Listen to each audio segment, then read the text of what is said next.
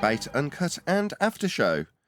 I'm your host Nathan Oakley, and if you are new to this channel, or you've not done so already, then be sure to subscribe, hit the bell notification icon and join button if you'd like to become a Nathan Oakley 1980 channel member and keep up to date with the Flat Earth debate.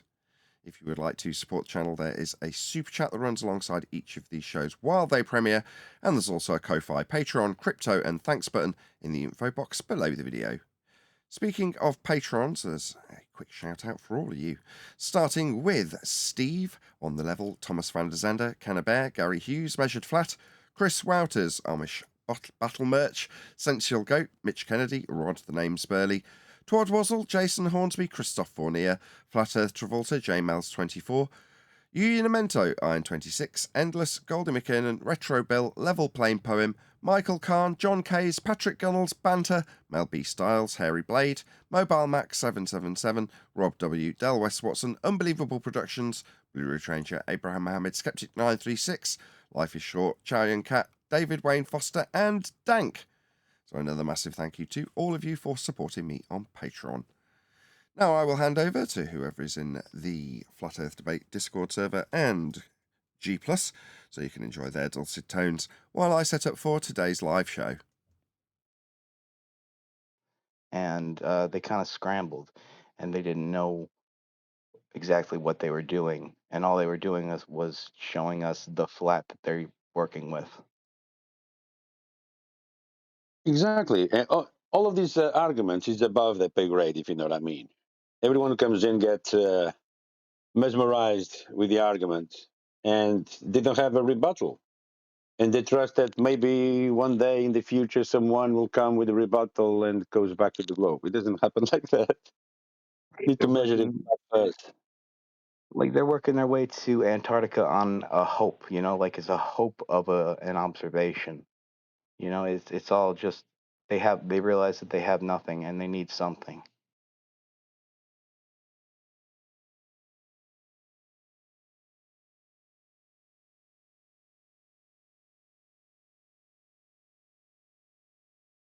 They're just doing what we did 10 years ago when we considered these things, when we first entered the subject with a contemplation that we might have been deceived.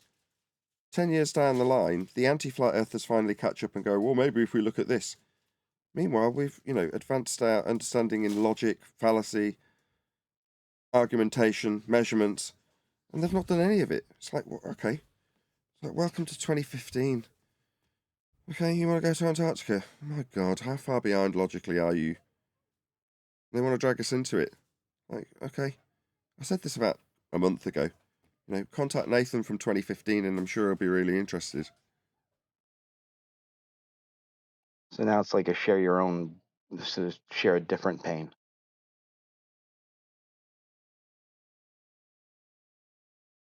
They're going south.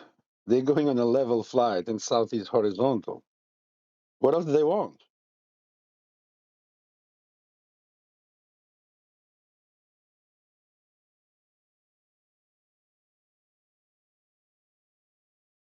A whole bunch of clips that are out, just in case any of you guys are members, or any of you guys members on the YouTube channel, the main one. Yeah, I'm a member. That there's 3 long form, and by long form, well, 2 of them aren't really. 2 of them are 5 minutes long, 2 of them are a minute long, and 1 of them's 25 minutes long. So there's 5 new videos for members, and I'll release them to the public over this coming weekend. But there you go. The 5th one is just finishing rendering now on YouTube, so it'll be available in 5 minutes.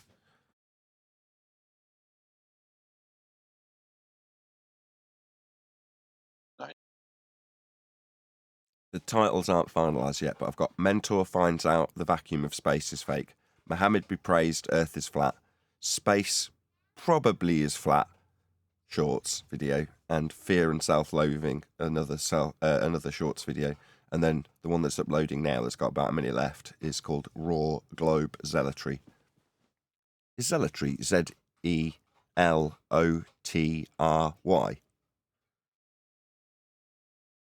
Zealotry. You're having fun with those titles, weren't you? I don't know if I've spelled zealotry right. That's all I'm concerned about. Zealotry. Zelotry. Yeah, that's what I've got. That's gotta be a guy from yesterday, right? Well, it was too. I had Because him. This is the problem with not looking at the screen so that it looks better on camera in the video. I didn't actually realise. Do you remember me saying I spoke to somebody before I connected to you, Neil, and that one was a guy that got triggered the moment I started talking about flat Earth after a lovely conversation about gaming? Do you remember me mentioning that, Neil? Yes. Well, it's the same guy. So what he'd done is he'd cut the call off after asking me what my YouTube channel is, and then when I've been talking to you guys in G+, I'm still connected to Omi, and it's just scrolling through as people skip past me talking to you guys. And then it eventually lands on him because he's obviously disappeared temporarily. So it just ended up landing on him. And then he walks back to the chair as I'm in the middle of a conversation with John with refractive curvature. So I cut John off and then listened to him lay into me. But at that particular point, I just immediately look at the camera and start engaging with whoever, not realizing it's the same guy. So it was actually the same guy. So when you listen to it, when I release it over the weekend, if you're not a member currently, Neil, you'll see the conversation I was talking about, although I have massively hacked it down. Because like other times that you've seen me doing this, sometimes you can spend 20 minutes buttering the person up. Now, in this case, I did spend 20 minutes buttering the guy up, listening to him talking about his Twitch channel and his gaming career and all this kind of stuff, only for him to immediately start cutting me off the moment I start telling him about Earth being flat. Right? Pure zealotry. That's why I got the title. But the last half of it, what you got to listen to, I started editing it, and as I was hacking out all the swearing, I got to the point where he's come back. So there's been a prolonged period where he's gone and looked at my channel, got incredibly triggered, and then happened to get in front of me again, just by pure chance. He then just swears like a trooper the entire time. I'm sitting back looking at it thinking, I could edit out all of these swears. We're about 10, 15 minutes into the video by this point, if you were watching it right. And I'm thinking, I'm going to leave all this in. I'm going to leave this last section unedited. Because I could hack out the bits where I'm just trying to communicate with my audience, knowing full well that he's just talking through me and making it almost inaudible. Because, you know, again, he's a bit dumb, so he doesn't appreciate that even though I've told him I'm here to make videos, he's too dumb to realise that I'm not actually directly communicating with him. But he's taken it so personally that he can't shut his trap from at all. Like, literally, he doesn't stop talking the second time he connects. And like I say, although difficult I to was listen to... wondering how he knew who you were. So was I. Because he said, I'm looking at your videos. Well, it's because I directed him previously to my own YouTube channel, hadn't I? So when he came back... But like I say, when I was talking to him the first time, and on his return, I'm not looking at him. So that's a bit of a disadvantage, because I'm not looking at my screen, I'm looking at my camera. But there we go.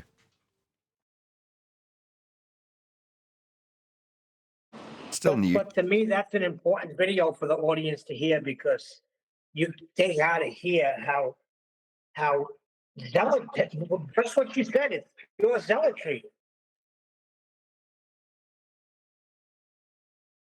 Well, he behaved in exactly the same way as all the anti-flat earthers behave when they come in front of us. They just behave like that. Just a slightly more diluted or tempered version of the same thing. But the behaviour was no different to anybody else. That's why I could sit grinning through it. You could, I don't know, could you see me? Did I share my screen? Did you see me sitting grinning through it? I saw, I was there last night because you spoke to me and I was on the phone, and then the dude came on, didn't he, straight away? Yeah, I was only going to talk boring shop stuff, so it wasn't exactly important. That's why I was like, as soon as you said you were on the phone, I'm like, don't worry about it. I was just going to talk about Wi-Fi routers. But yeah, no, I was laughing at John Thor's latest video. I'm sure it's what was that chap's name with the telescope who came to that meeting that night? Hey, the guy that came for a curry with us, tinfoil hat man. Yeah, I'm sure that's him on John Thor's latest video on YouTube. I'm sure that's him doing a new thing with some new equipment he's got. Cool. I've not seen it. I'll send it out. But I say he just takes so long to say one thing. It's difficult to watch, I find. Yeah, but the stuff he captured last time we encountered him was fantastic from memory. Surely the images he's producing are pretty damn good. Yeah, it just takes so long to see them. No, they were good. I haven't finished watching it yet, but yeah. But yeah, as far as the chap last night, he was very triggered. He didn't want to listen to anything, did he? Yeah, I think I need another one of those Wi-Fi plugs. So it's so cluttered in here, the Wi-Fi, that I've plugged it into the kids' room, and it literally doesn't reach the other bedroom. The range is approximately 1.5 meters. I'm not even joking. And it's like it's 10x slower, so it's like 20 Mbps instead of 200 Mbps. You're like, but I don't care because it doesn't interfere with the computer. The computer now functions absolutely perfectly, which is my primary, concern. So I might just buy I don't know if they sell them separately. I hope they do. I'll just buy a second one and stick it in our bedroom where my wife does her phone calls. And I don't think having 25 Mbps is actually particularly a bad thing. I don't think it's needed to make VoIP and watch videos. 25 is plenty. Am I wrong? Yeah, unless you're watching 4K, obviously. But yeah, no, you can buy an individual unit. Yeah, I'll just do that, I think, and I'll stick one in the bedroom as well, because I think literally because there's so many other people with Wi-Fi transmitters, transceivers, or whatever they call them, in these flats, that it's just horrendously cluttered. So I'll have to stick one in literally each room that wants a signal, because I don't know.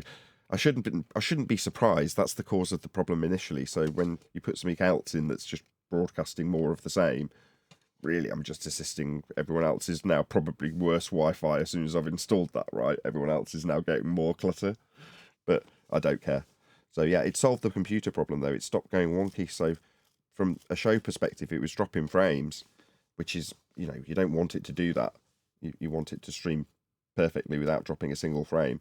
And as soon as it does, you're like, okay, well, that's wonky internet.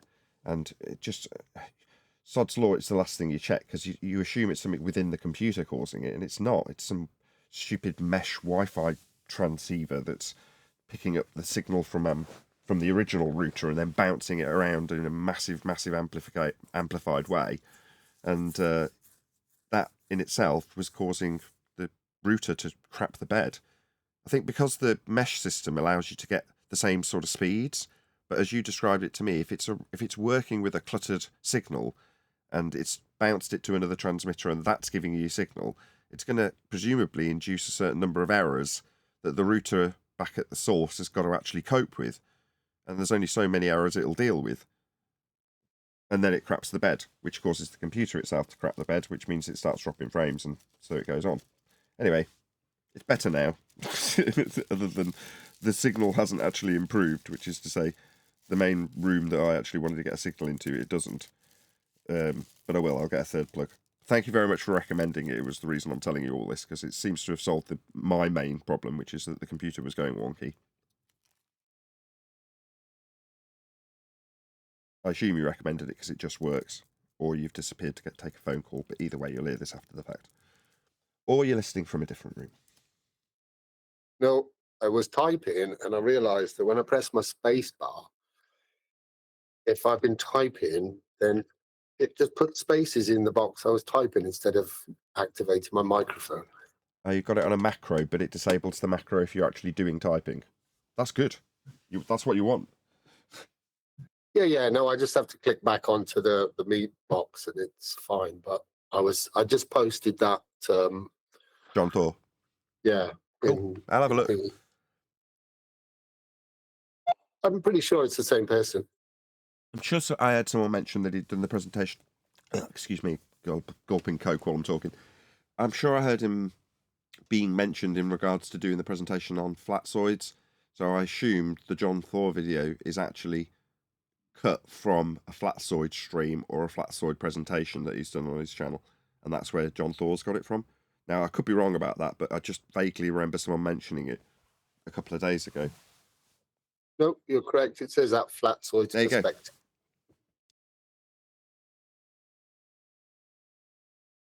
Cool. Yeah, I can't wait. I'll have a look at that. But you're saying put it on 2x because he rambled on a bit. Yeah. I mean, don't get me wrong, what he does is really good, but it just takes a long time to get there. I mean, I'd say that to his face anyway, so. Oh, well, it was a lovely chap. We went out for a curry with him, in case that wasn't mentioned already. And, yeah, he toddled quite some distance to come and meet with us and mingle with us. And he seemed like a lovely chap. He had to suffer the indignity of being around Mark and listening to Globe Earth rhetoric. Or did he? I can't really remember who was there when he came. Wasn't he there when there was a chappie that was very much against what we were doing there? Big fella. Or was that a different day? No, there was somebody else there who was actually quite interested in the flat Earth stuff. It was only Mark's the worst for a globe rhetoric, but even he's not that bad. He doesn't chant and shout over you, does he? Oh, not at all. Well, he's a globe believer. He's not an anti-flat earther. Most globe believers are just normal people, and if they're confronted with us or what we talk about, they might raise an eyebrow, but they're certainly not going to start chanting their zealotry in your face and screaming that you're wrong. And he's just a normal guy in that regard, isn't he? I mean, he may be a globe believer, but in that regard, it's just like, yeah, you're entitled to your belief. I wouldn't want to change him either. It's like we get on quite happily and eat curry without any arguments, and everyone's entitled to their belief, and we can discuss those beliefs without it turning into a row. Now that's normal, but zealots, you can't do that with. You know, that you can't get to the end of a sentence with them, let alone have a normal discussion without it descending into a row.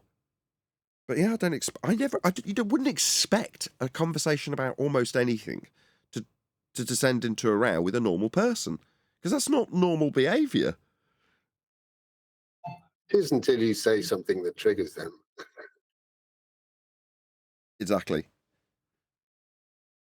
It's the triggering, it's the spell. It's, yeah, they just can't even listen to it, can they? As we said, you can't have they don't want to think about what they're saying. They just have to keep repeating it. Yeah, repeating it at you, stopping you from saying the hurtful things that are hurting their feelings. Yeah, it's like in the kids when in the playground they go, no, no, no, I'm not listening, no, no, no, no, no. Yeah. Yeah, rumpusing is just a exaggerated 3-year-old having a paddy. You're right.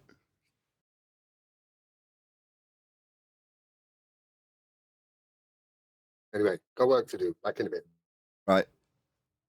We could have a look at it today. That could be the video we actually look at today. Why not?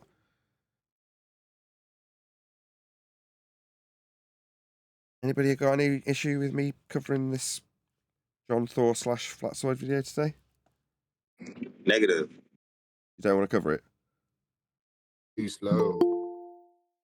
No, cover it. Let's cover it. Okay. Ask Brian and see if he's seen it. He's got his mic in order. Hello, Brian.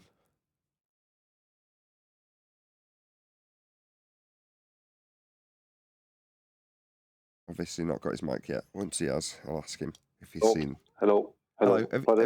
Have you seen the tinfoil hat man presentation? On flat sides. Well, by chance, it's actually not. It's being done on John Thor's video, but presumably he's hacked out. Hope he's hacked out a good section, because that's what we're covering. But yes, I did see the one on flat sides. That must be the only one. It must be the one that John Thor is using as well. Yeah. I'm just saying it's the video we're covering, John Thor, but it is Flatsoid's tinfoil hat man presentation at distance with presumably extreme telescopic magnification. Yeah, it is. He doesn't have. It's not from a high elevation though. It's from a low elevation like he was before. He's going to go to high elevations next. He actually broke his main telescope while he was out doing it. So that's why he didn't get a high elevation one. He could tell you himself, but he had an idea of spending several days away from home getting observations because the weather was suiting him or something. And he ended up breaking his scope on the first day. So he got some observations, and I mean, the ballers are up in arms about these observations because the ones he got even just destroyed him again and again. But he was supposed to get other ones. And he was even going to get one for me using the drone, but he ended up breaking his main telescopes, yeah. You know, he has to get another one or get it fixed or whatever. But it is good. It's worth The covering presentation then. is good, but That's what I'm asking. it Is is. it worth? Well, it is, but it's. I don't know how long John Tor's video is, but the one on Flat Size now was probably about an hour-long presentation. So I'm Oh, it's sure John only- Tor broke it down to. It's only 10 minutes. Well, I've got it from Craig's just given it to us, and it's time stamped at the 10-minute mark, and it's only a 20-minute video, so I can only assume he's hacked out a good section. Yeah. I mean, the observations are good. I don't know what's in John Tor's video, if there's anything in there about ballers or anything else, but I mean, the first thing the baller started saying was that he was a lawyer. Okay. I mean, that was the start from the chat. He's a lawyer. That's basically all they had. So straight to character assassination. That's what they always do. That's their main weapon against us. You know, and he was a lawyer. That's all they could come up with straight away. How original. Yeah, we never heard that one before. Why did he laugh? Indeedy.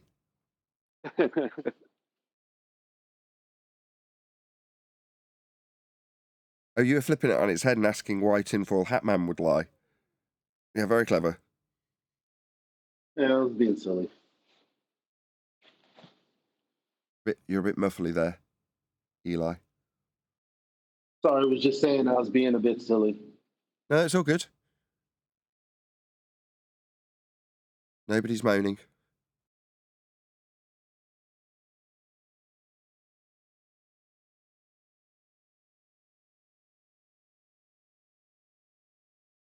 As this is only going out to members once it's finished recording anyway, do you guys want to have a listen to one of the shorter members-only videos that I just recently published? Sounds good. Well, we've got 2 that are 5 minutes long and 2 that are 2 minutes long. So, do you want a 5-minute or a 1-minute video? We got 5 minutes. You want to go with a 5-minute video? Is the mentor finds out space is fake too long? You want that one? Okay. Well, as you've mentioned it by name, I think we'll go with that. Let's just put it onto my video tab so it looks pretty. Here we go.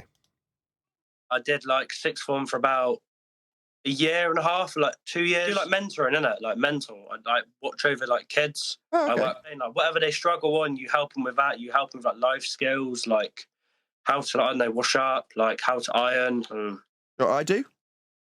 What do you do?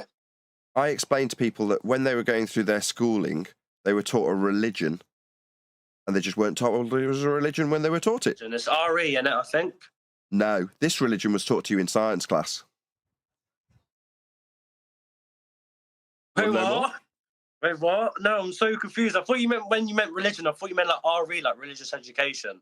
No. So in this particular religion, they teach it you in science like it's real. They just don't tell you it's a religion when they teach it you.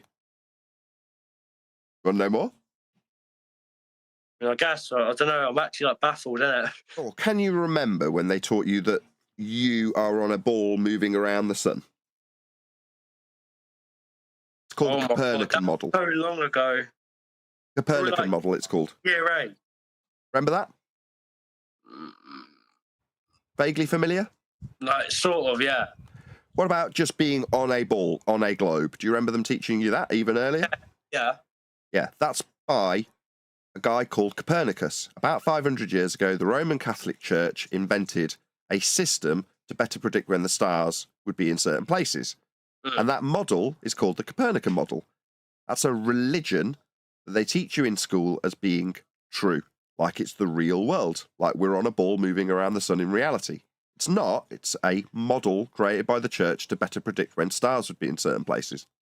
Make sense? I really did science, to be honest. I mainly like focused on like PE and shit. Well, even though you'd have still been you've got mandatory science class, they teach you this stuff whether you like it or not. Yeah, I know. I was Right. like, It's because it's the one world religion, unifying everybody under one religion. And the best way to do it is just not tell them it's a religion. Tell them that they're actually on a ball moving around the sun in a sky vacuum. Well, you're not. Earth's measured flat. What's your YouTube? Nathan Oakley, 1980. What do you do? Do you just like record yourself going on here and just like seeing what people are up and all that? Yeah, I record that moment 12 seconds ago when you found out that you've got a religious belief that you were taught in science class. Capturing that moment when you find out that you've actually been under a misapprehension about the world, and then telling you that it's actually measured flat to create that globe that they say you're on. That's how you measure the world. Flat. Well, subscribe to you, innit? What was it again? Nathan Oakley 1980. Same on TikTok. Now you know. You're not on a ball. The sky is not a vacuum. We'd all be dead because all the gas would be filling it. And we're not moving around the sun. It's Nathan Oakley 1980.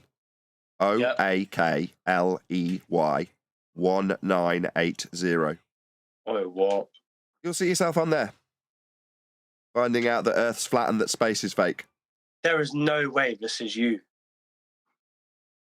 It is. One last thing before you go. I've mentioned it, but I haven't explained why. So, up until about, I don't know, 60 seconds ago, you believe that there's men in the sky in spacesuits, right? Like trips to Mars, trips to the moon. Well, that's all fake too. So, if the sky was a vacuum, then all of the gas you're currently breathing would dissipate into that area. We'd lose every bit of gas we've ever made on the surface if the sky was a vacuum. Outer space is completely fake. So are all the pictures that are claimed to come from there, trips to the moon, trips to Mars, all fake. What the fuck? There you go. Now you know. Actually, that's mad. Yeah, probably best not to mentor people with this. It might ruin their day. Fair enough.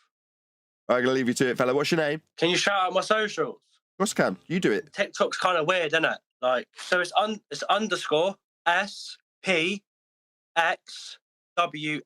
underscore. It's basically like underscore spawn, but without the A. It's just an X. Like, okay. Replace the A with an X, isn't it? Well, you've just shouted out your own socials. So, what's your name though? KM. Just call me that. KM. KM. Well, you'll see yourself on YouTube, my friend. It was lovely talking to you. Oh yeah, you sure? I'll see myself on there. So, take it easy. Earth's flat. Space is fake. I know. Yeah. There you go. That was kind of good. Yeah, I'm more intrigued now. The long form one will go down. The one that's 25 minutes long. That should be uploaded now, actually. Let's just have a look. It might be the case that I've got some reactions already from members. Like comments. It's got one thumbs up. No comments. It's only just been uploaded 2 minutes ago, though. Yeah. The thing I wanted to point out was, like you said earlier, the downward spiral once the information is presented to them. It's hilarious to me. I enjoy it. Oh, I am so tempted to play this most recent one I've uploaded just to show you that. But it would just be listening to a chanting zealot early in the morning. You hear me? Yes. Hopefully there's not wind noise coming through. I mirrored the ball busters there on my own channel yesterday. Now, because it's a mirror, it's not getting the amount of views that a video it would just freshly put out is getting, because it's already getting views over on the ball busters channel. But it's doing okay. And this morning I looked at it, it had just 300, almost 350 views. I haven't looked at it now for a good few hours. And it had over 300 comments. So there's a lot of unhappiness in there. I should hope not. What's to be happy about if you're a baller? With regards to I said unhappiness. Well, yeah, it's just sharing your pain, right? It's a lot of pain in the comments, I'd imagine. Well, yeah, I mean,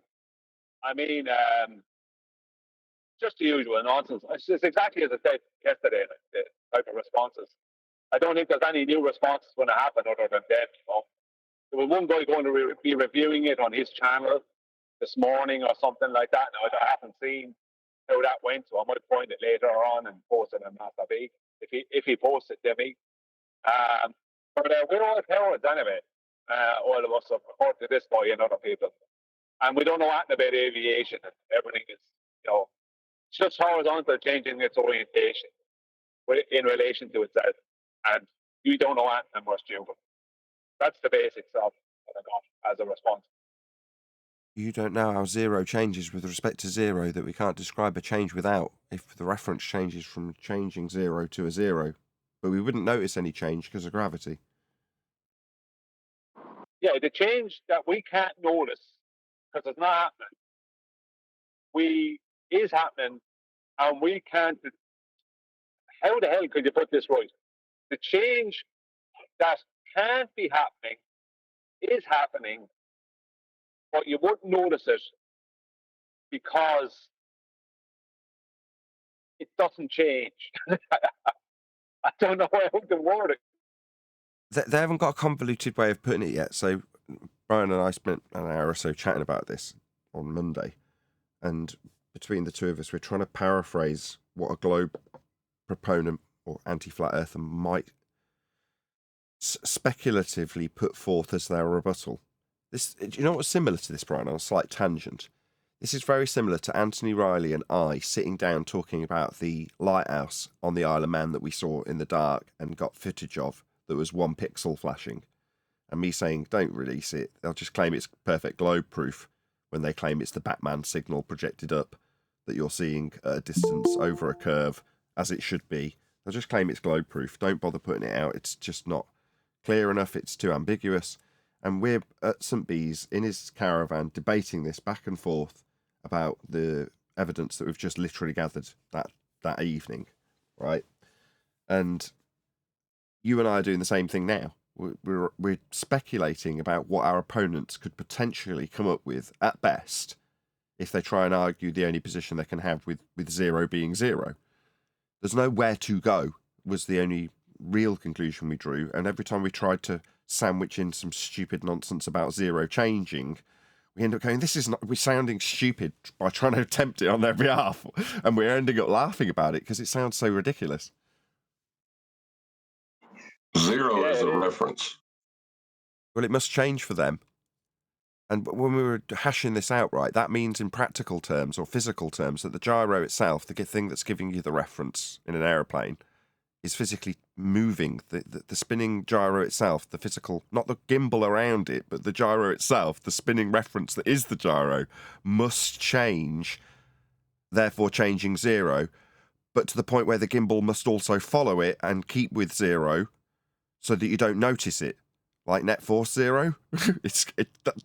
Like I say, these are the ramblings of us laughing about how stupid it is to try and argue this, because there's nowhere to go. That's the best I came up with anyway, but I'm not going to ascribe that to Brian because it's silly. I want to point out that zeros are... I'll do 1 second, Duncan. Is it Duncan? Right, no worries. Go ahead, John, then Duncan. John, then It's Brian, then Duncan. Of reference. A plane of reference must be changing, not a ball or a curve. That's what they're claiming. There is no zero. That is what they're claiming. Sorry, Duncan, I won't be long. That is what they're claiming. They're claiming that the zero, which is the horizontal, they're literally claiming, literally with words, they did say this, wrote this down. Horizontal is changing in relation to itself, basically, is what they wrote. That's what they're claiming. The horizontal is, and the gyro itself pitches down, bringing the zero down, and the plane somehow psychically follows that. The plane would have to be sentient and follow it, because the gyro is just a mechanical instrument that's not in charge of what pitch the plane has. That would be the pilot and the autopilot. But my point is, there is no plane of reference on a globe. Yeah, but they're just inserting a tangent, even though they're not even attached to the Earth. They're just trying to claim a constantly changing tangent, which would be a pitch below horizontal.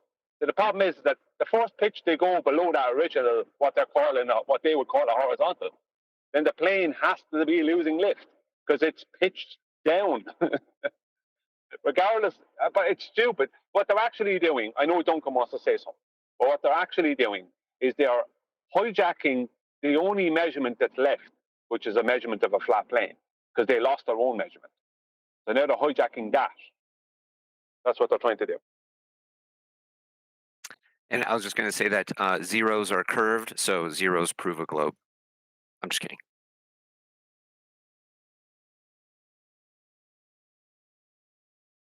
I accept that completely. Well, it's as good as their argument, to be honest with you. It's better. It's actually better than what they're coming up with. That's all I got. Just a joke.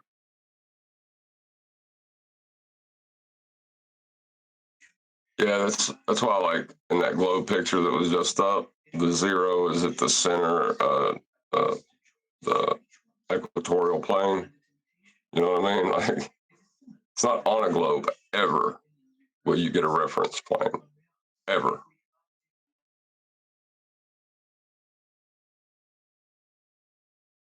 Well, as Nathan described it, it's spot on, basically. They're basically claiming that the gyroscope changes, so it changes the zero, right?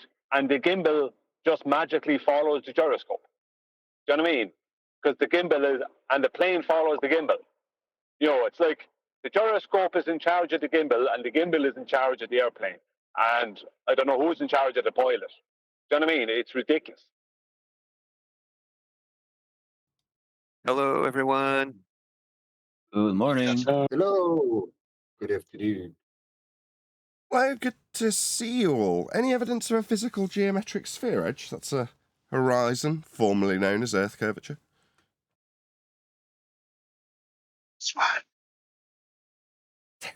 Can't think of any. No evidence. Not since the 1st of January 2020 with the Black Swan. No, it's been debunked. Yeah, if the Earth was a sphere with a radius of 3959 miles, then every distance to that Earth curve edge horizon could be no more than 1.2 times the square root of the observer's height in feet, as laid down in Earth curve mathematics. The Black Swan image shows a horizon beyond the physical limitations of the claimed geometric sphere edge at 1.2 times the square root of the observer's height in feet. Therefore, the horizon is not Earth curve, and the Earth is not a sphere. Black Swan.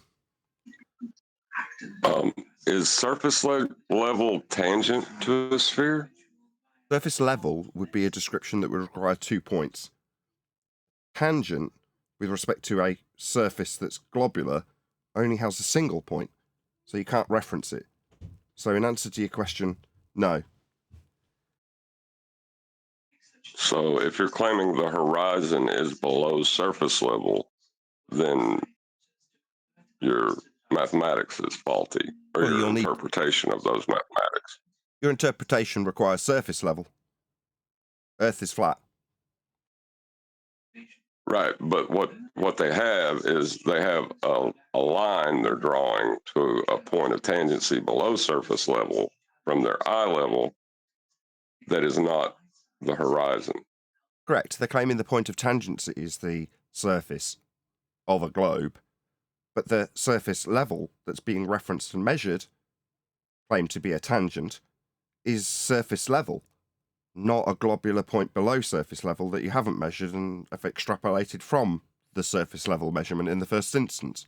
So no on all three fronts.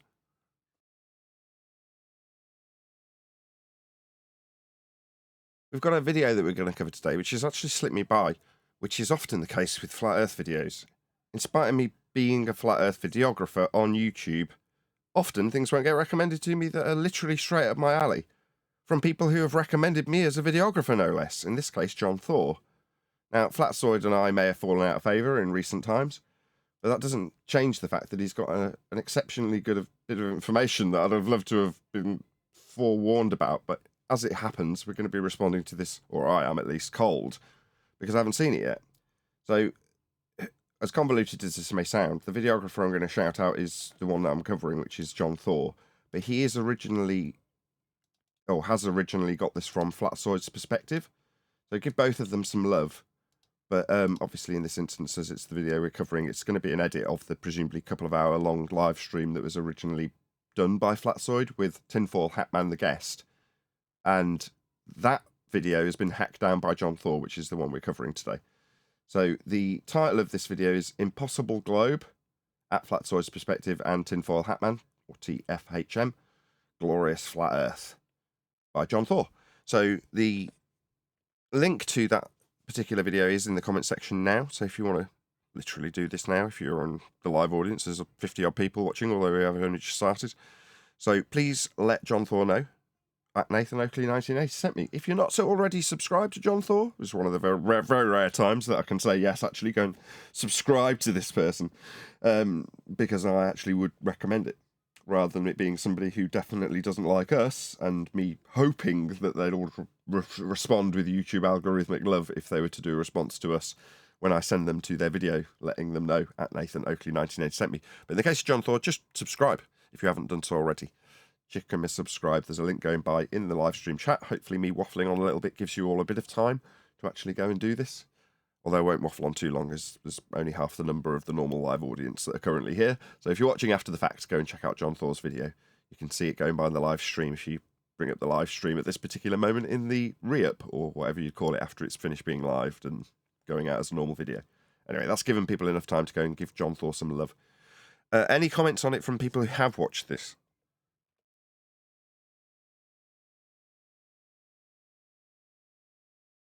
Don't all go at once. What's the point being made? What's the argument? Does anybody know? I know some of you have watched this. Don't all go silent on me. I have not seen this yet. That's not very useful, is it? Who has watched this and who can give an opinion on it before we press play? If not, I'm just going to have to press play on it completely cold without any preamble, which is not very good. I'm so sorry, Tinfoil Hatman. I'm so sorry, Flatsoid Perspective. I'm so sorry, John Thor. I should be doing a better job than this. I blame the algorithm. Brian, are you there? You said you'd watch this. He's obviously buggered off immediately as soon as we've gone live. Right, let's just get into it and we'll have a little listen. Hopefully, Craig, who shared this particular video with us, has timestamped it at a good point. Distance from I, because we know the scope is certainly at 0 meters, if not a little lower. Look at what the distance for their geometric physical horizon is: 112 meters away. Right? So it's not even supposed to meet. You're not even supposed to see the bottom of that slanted hill there at all. It's supposed to be. Okay, so I was about to give praise to Tinfoil Hatman because he carefully phrased where their geometric supposed edge would be.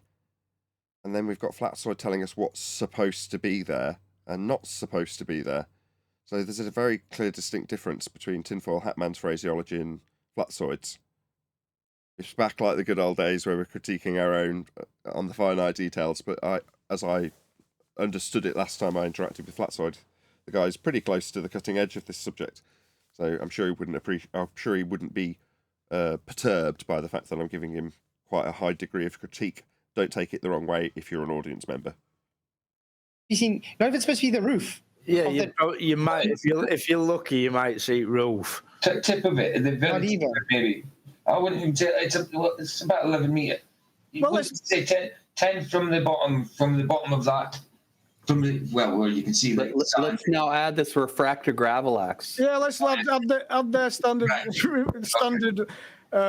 terrestrial refraction, which we know is just an absolute load of garbage. Let's add it, and 9.5 meters. You're still not supposed to see it.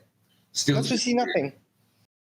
Okay, for those of you unfamiliar, they're in Walter Bislin's calculator, and what they're doing is, as a base, they're postulating what an earth curve edge obstruction would pose to this building, and then they're also invoking Walter Bislin's version of terrestrial refraction at a rate of, in standard form, 7/6R, or whatever they've just slid the slider to, which I can't see from this distance. But nevertheless, so they're going through the motions of showing what globe earthers suggest should be an earth curve edge horizon obscuring our view of this house. Just so I know that might be base level for some, but there's people of all standards here listening, I'm sure.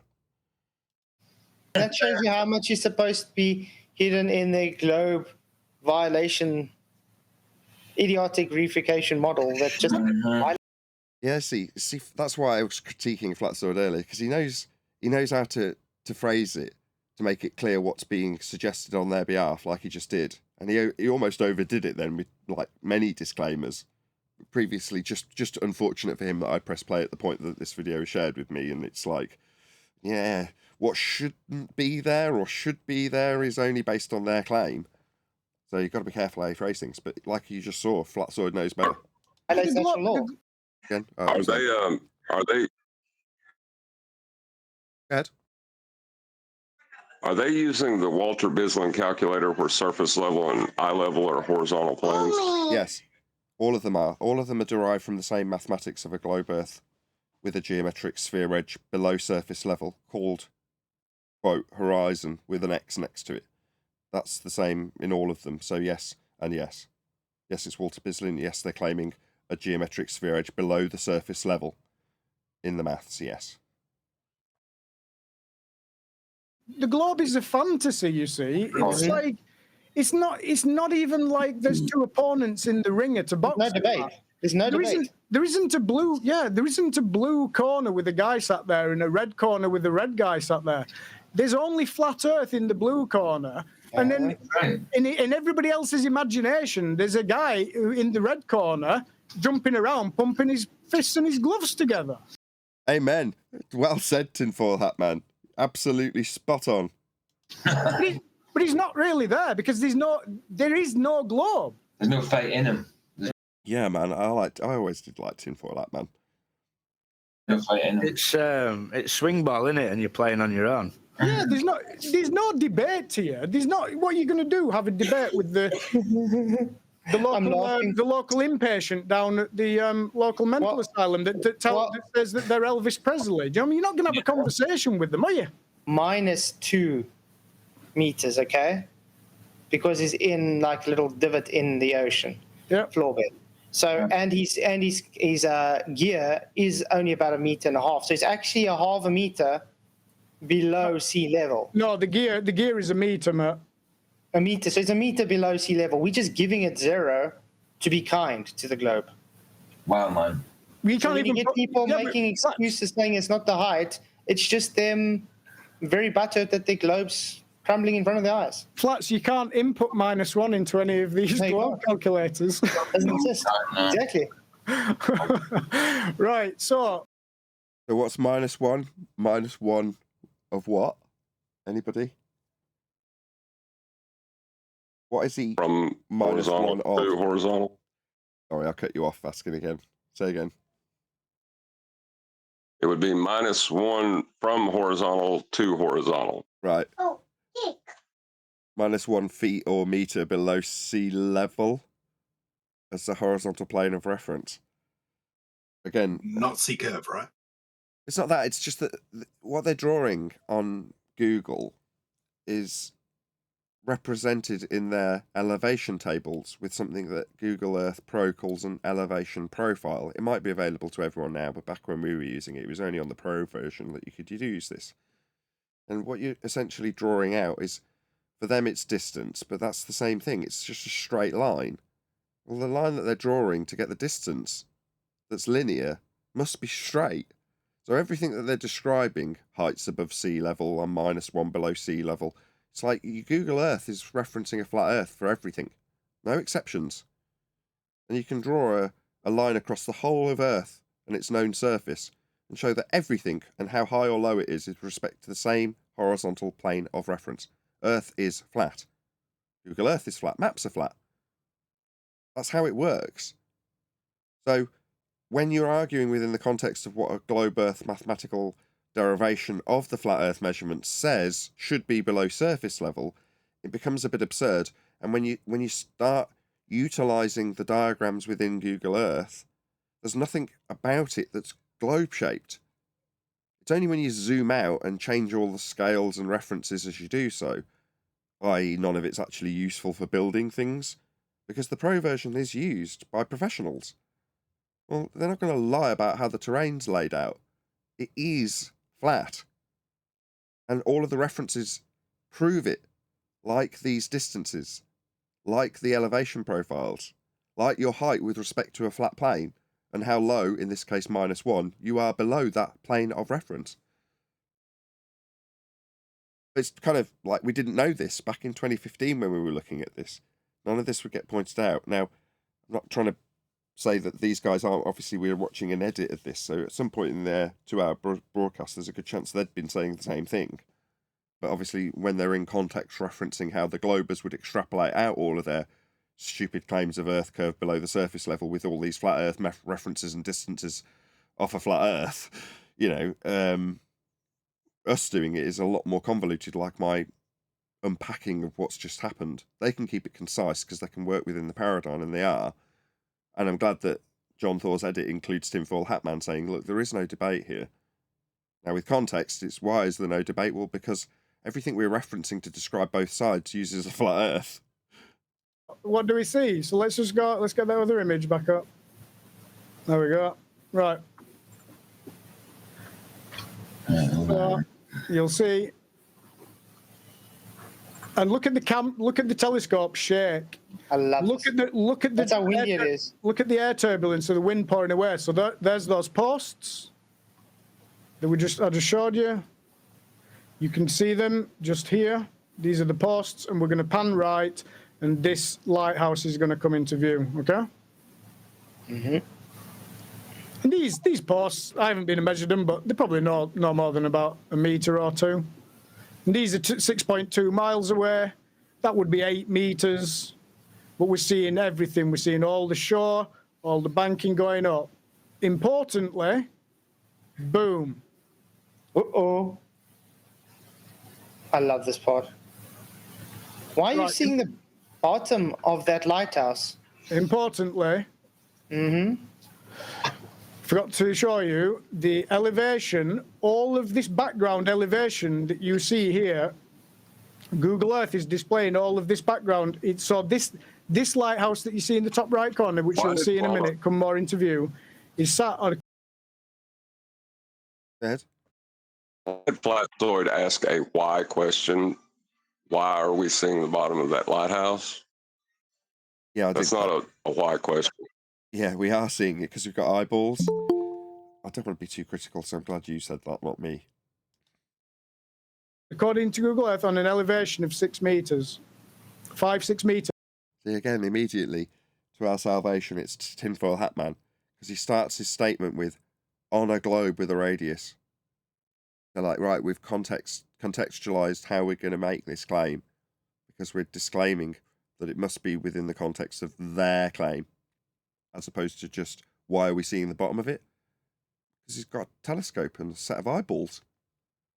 And there isn't anything around here, around the back, that's like higher than like 8 meters. You can check it all out for yourself and have a look for yourself. But look, 6 meters, 5 meters, 4 meters, 6 meters. When you start coming down here, you're like, look, you get like 6 meters, 7 meters, 5. So all of this around here.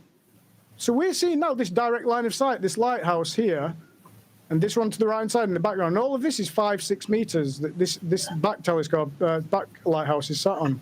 But watch.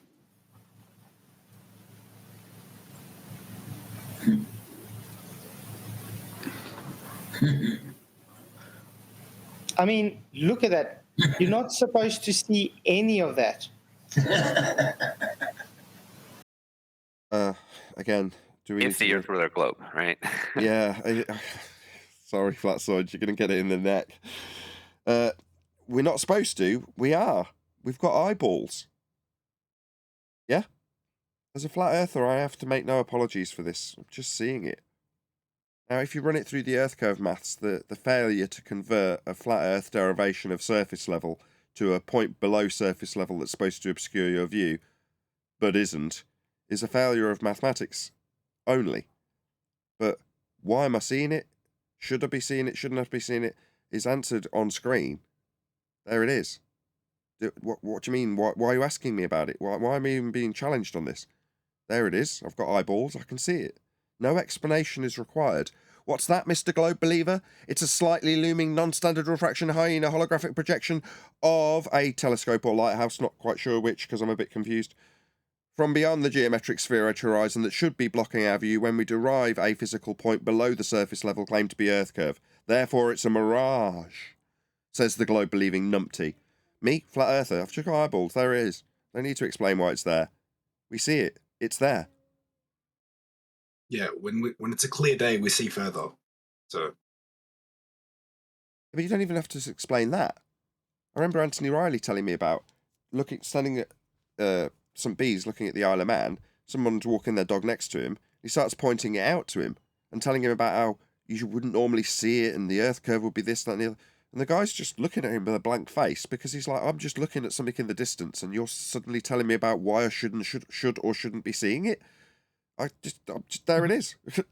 On I go with my day. Not like, oh, it's a really clear day today. You just see what you see. I can get that in the extreme, you can say it's a really foggy day today. But generally speaking, if I can just see something in the distance, I don't start reaching for why I can see it. I just see it.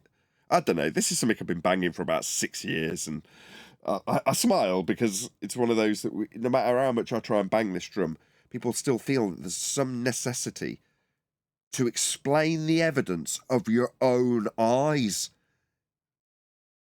Yeah, this should be the Glober's explanation. Like when we were talking about a few weeks back, how the creepy guy comes around the corner saying, "You're not supposed to be seeing that." You know, that's the Glober's line. We don't have to apologize for it. Yeah. Exactly. But when you ask why, when you ask why, you invite explanation. There's no need to do that. yeah, the Globers have it backwards. They're saying, like, when there's more atmosphere and more refraction or more bending light or whatever, we're seeing further than a clear day when it's just clear and we're seeing further. Oh, that means you've been Jedi mind tricked. Yeah. Right, clear days equals extreme refraction. No, you've been Jedi mind tricked too. There's a lot of people being Jedi mind tricked. What's refraction? Yeah, I know, it requires two mediums. And that's what they're doing, is it? When they invoke terrestrial refraction, is that what they're doing?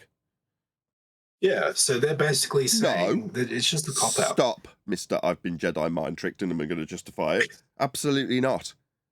7/6 of a radius, or any derivation thereof, is nothing to do with refraction. The fact that it has the title terrestrial refraction doesn't mean it has anything to do with medium, Snell's law, looking at things. None of the above. It's, in standard form, 7/6 of a radius value that's derived from flat Earth measurements. Radial values, I'm sorry, does that have something to do with my eyeballs? No. Nothing they have to offer with terrestrial refraction has anything to do with this concept that us, that's flat earthers, have been Jedi mind tricked to believe they are talking about when they talk about what happens when we see things. They are not talking about what we see when they invoke what they put in quotes as refraction. It isn't. You need to understand that what they are invoking is a distortion of a radial value mathematically. That's it. Nothing to do with what you see. I agree. Know your hocus pocus. Don't start going down the lanes of what refraction would do. Well, I can go into Snell's law, but suddenly I'm in the trap that they've ensnared me into debating about what happens when I see things. You've only got 7/6 of a radius. Where'd you get the radius from? For your maths. Flat Earth measurements, right? Yeah, that's the end of their terrestrial refraction. Well, whenever you want to invoke terrestrial refraction, just keep in mind that all of those studies done to gather the information to create the mathematics was done with respect to a flat plane. Yeah. And the invocation has nothing to do with terrestrial refraction either. This was exposed by Anthony Riley in 2016. When they say refraction and studies in the same sentence in a globe Earth calculation context, they will invoke studies that are done with things that we see. And the outcome or the problem that they may invoke as a study has nothing to do with 7/6 in standard form of a radial value. These things are totally unconnected. And Anthony Riley held one of the mathematicians who has a calculator in this form, Metabunk, to account on his own website, where he invokes terrestrial refraction for the maths at 7/6R in standard form, and then says, click here for citation. And when you do, it takes you to observations that are done describing the effects we see with respect to a flat plane as John just described, but absolutely zero reference to 7/6 of a radial value. There is no such beast when it comes to what we see. It's just maths. Not only is it maths, it's maths with an invoked radial value that's spherical, that's derived from a flat plane measurement of angles. So it's utterly absurd and has nothing to do with what we see. Don't be Jedi mind tricked. When they say refraction, ask them what they mean. What is refraction? Oh, well, it's when light traverses two mediums, like happens in the air when we go over a curve with it. Well, that's not your refraction when you're talking about Earth curve geometry. Your refraction 7/6 of a radius in standard form, or any number you care to attach as a derivation of that radial value to invoke the mathematics of a bent line in geometry. Inside view in orthographic representation and mathematics. This is not what we see.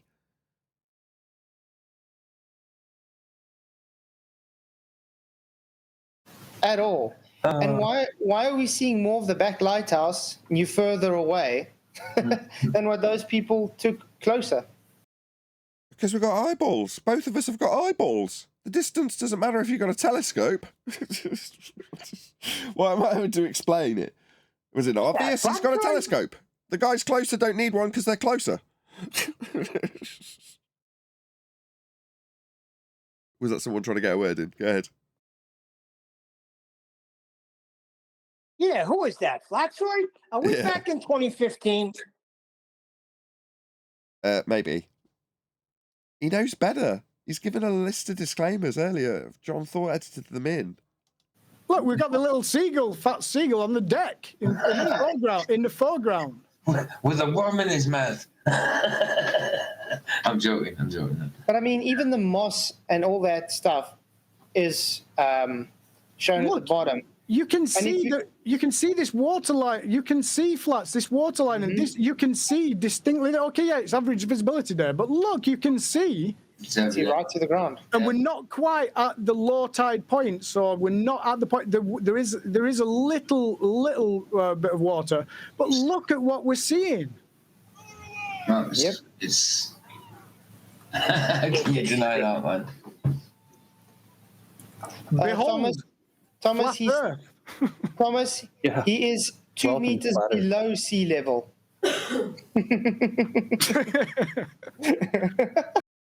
I hope he does a good job of highlighting what that means, the implications of those words. Let's just see. Look, 2 meters below sea level. Well, we've just had a guy in chat saying, "Oh no, you can't use mean sea level. You've got to use correct height above water." No. Oh, so we're now going to we get into a situation where the anti-flat earthers start confusing with mean lower water level and mean higher water level and referencing against a mean sea level. Oh dear.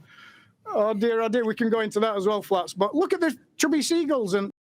Going to what? You've already undone it. You've just not pointed out how those words themselves undo a globe's necessity for a point in the distance below the surface level, currently being described as sea level, mean or otherwise. They're levels. Both sides have to measure Earth flat for these derivations with reference to the surface. I mean, maybe Tinfoil Hat Man isn't appreciative of that when they're talking about sea level. They're like whistling past the graveyard.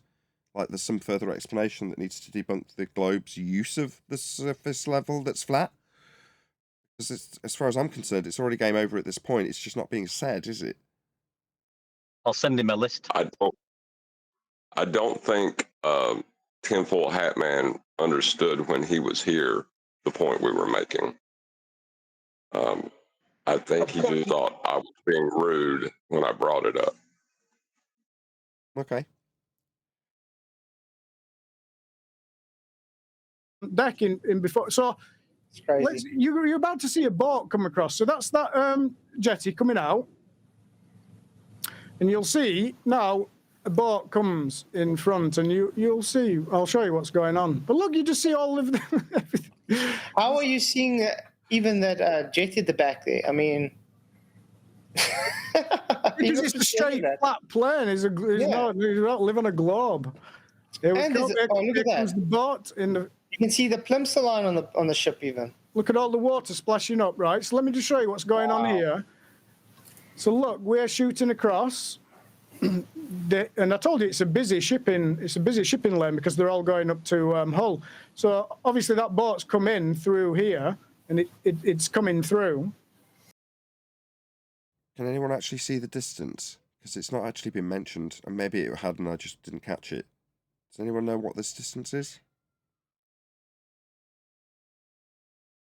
And it's in between us. It's somewhere in between us. So it's coming in between. And again, we're 6.12 miles to that old high lighthouse, and 6 miles. It's all around 6 miles to that jetty and everything. And then look, the boat comes in front. I didn't focus on the boat because I was struggling with. It really just belies what the weather conditions I faced. It was so windy. I'm really pleased with how stable the tripod and the equipment is, because you can see all the telescope shake, but it's quickly resolving itself. So that means it's a good setup, you know. Can someone from the chat tell me, how far is this? 102 people watching. I may as well do a quick call to action. So, now press the wrong button. I'm on the wrong screen. Whoopsie.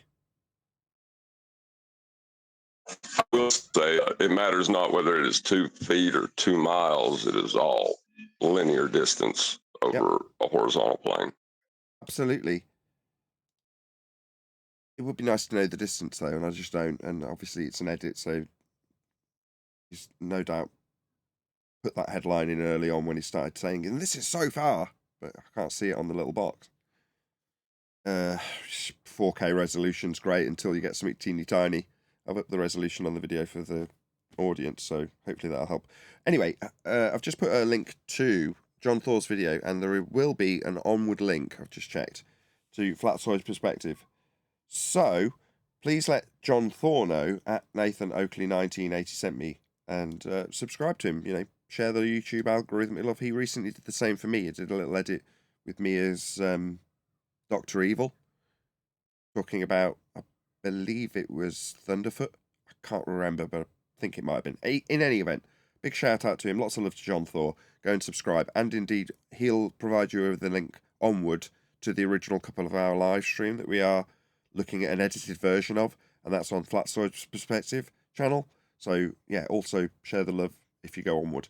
But hopefully a few of you, because there's over 100 people watching currently, will click on that link as it's going by right now and just pick up where we're leaving off in the video terms with John Thor and let him know that I sent you along. Hopefully he'd do the same for me in future as he's done in the past. Thank you very much to you as well, John Thor, for shouting me out and doing that video with me as Dr. Evil.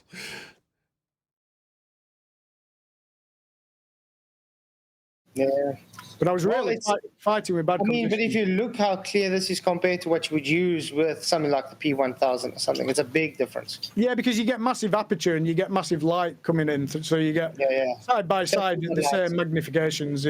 This will kill a P1. I mean, if you look at this and say anything but flat, then you should go book yourself in at the nearest psychologist because something's wrong. So look, we just see everything. We just see all of these little wooden structures on the ground. That's 6.2, 6.3 miles. Look, we're just looking straight. But I mean, if we're looking at... Okay, I mean, what we're looking at is great because Earth is flat, and with good enough magnification on a clear enough day, you can see really, really, really far. And the point that these guys are making out back, you know, they're saying, look, there is no obstruction from a derived physical geometric sphere edge that's calculated based on surface level. There isn't any. Now, we know this already, and to some, this is a massive revelation. And it is impressive. You know, I can't deny the nature of his imagery in terms of, I'd love to know how far this is. But I already know from past experience with Tinfoil Hat Man that this will be an immense distance. And, you know, given how far and how close to the surface it is, you know, it's kind of self-evident in terms of what he's trying to present as flat Earth evidence. And it is. Look how far you're seeing without obstruction. But when he was here last time, we kind of hinted at this to him, which is that it leaves a bitter taste in our mouth to present this as evidence for that reason. Because the way you have to present it is to say, look at the lack of something that should be there.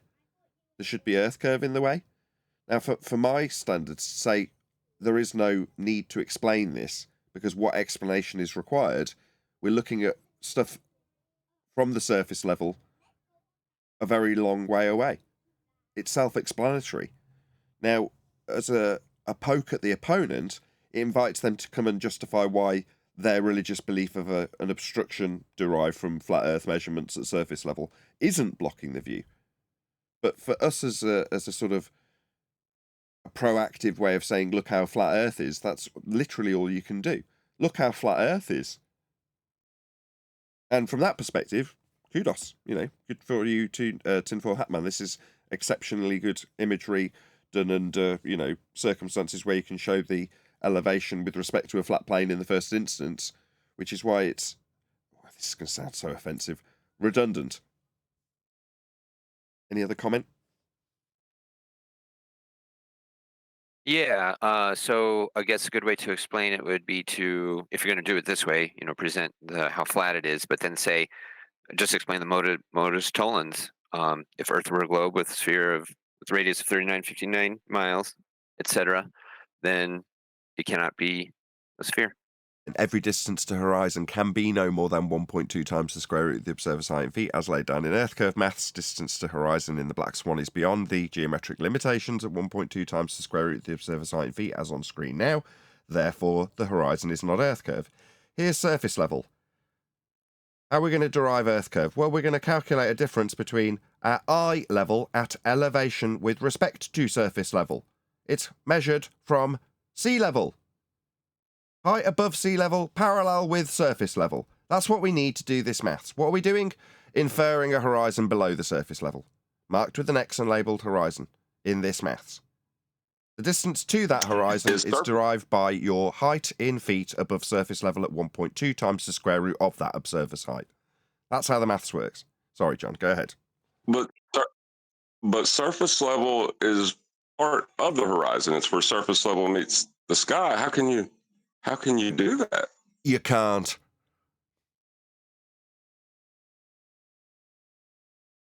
The inference of a horizon below surface level bastardizes the original surface level measurement.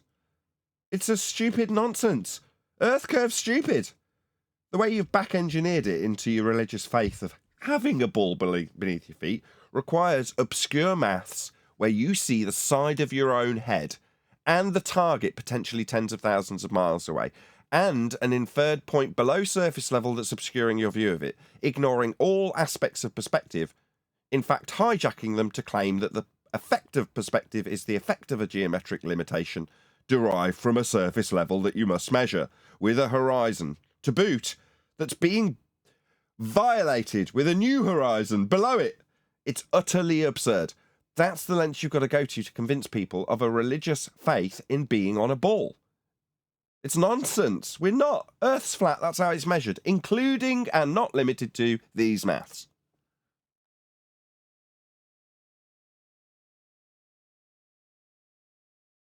The advanced Earth curve calculator to just that lighthouse alone, okay, with the standard fraction, it's supposed to be 6 meters hidden.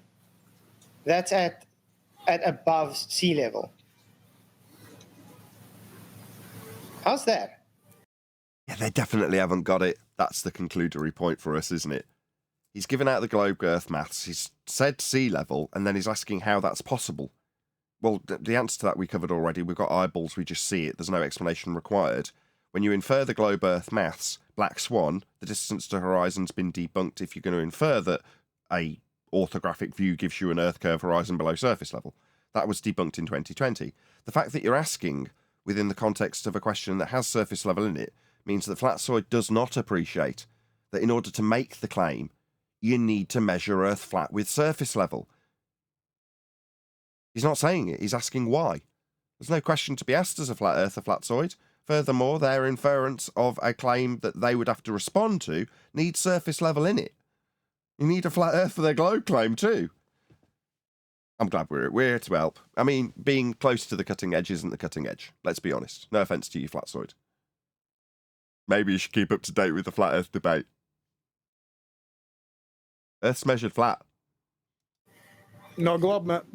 So you shouldn't see any of what we're seeing in the. No, we should. We do. We are. The claim that we shouldn't in an orthographic view requires an Earth to be flat and measured with heights above sea level to derive surface level with a globe Earth marked with an X horizon below it.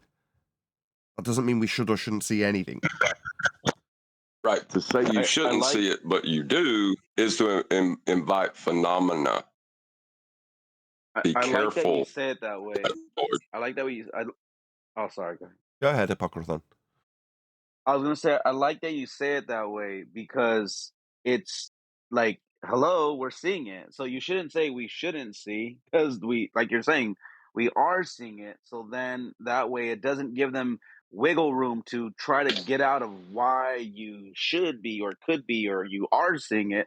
It's just you should just be like you're saying, like just more definite. Like, hey, we're seeing it, and that's it. Like, enough said. You're done. You know. Right. I like that. I like that you say it Yeah, that I way. think that John, like, kudos to you, man. That was some real poetry right there, man. Invoking a phenomenon. Yeah, because they're trying to tell people that something's happening. That's good. I like that. Excuse me, I've been saying that for the last 3 years. Slightly looming non-standard refraction hyena holographic projection. Yeah, you could shorten that to phenomena. It's a lot less catchy. It's a lot more catchy. Now that I can't quite believe my friggin' ears here. You're definitely not my favourite anymore, John. Yes, they're trying to invoke a phenomena when you just see something. Yeah, we're seeing it. It's there. No, it shouldn't really be there. It's a hologram. It's a mirage. No, Is this another just a version lighthouse. of is this another version of It's a Shoe then? No, this is them invoking that something that we see shouldn't really be there. Therefore, the fact that it's there when it shouldn't be means there's something occurring like a phenomena. That's what a phenomena is, something happening. Seeing something is a concrete noun. They're turning something that you just see into a concrete noun. Why? Well, because according to their maths, it shouldn't be there. We, as flat earthers, shouldn't be saying this. It's utterly absurd. But when there's no glober to respond to, wow, look, we can see really, really far today. And maybe even offer an attempted response, like I shouldn't get annoyed at this, but it's a really clear day. Look how far we can see. Isn't that amazing? No, but we'll just go there anyway. And then somebody from the globe earth or anti-flat earth side comes along and says, no, we aren't seeing this lighthouse. It's not really there. What you are seeing is a slightly looming refracted projection of this lighthouse from behind the physical geometric sphere edge I can derive mathematically in orthographic view. Therefore, it's a mirage from behind Earth curve. We shouldn't really see it. No. As a flat earther, I just see it. It's just there. There's no explanation required. It's not a phenomena. It's a lighthouse.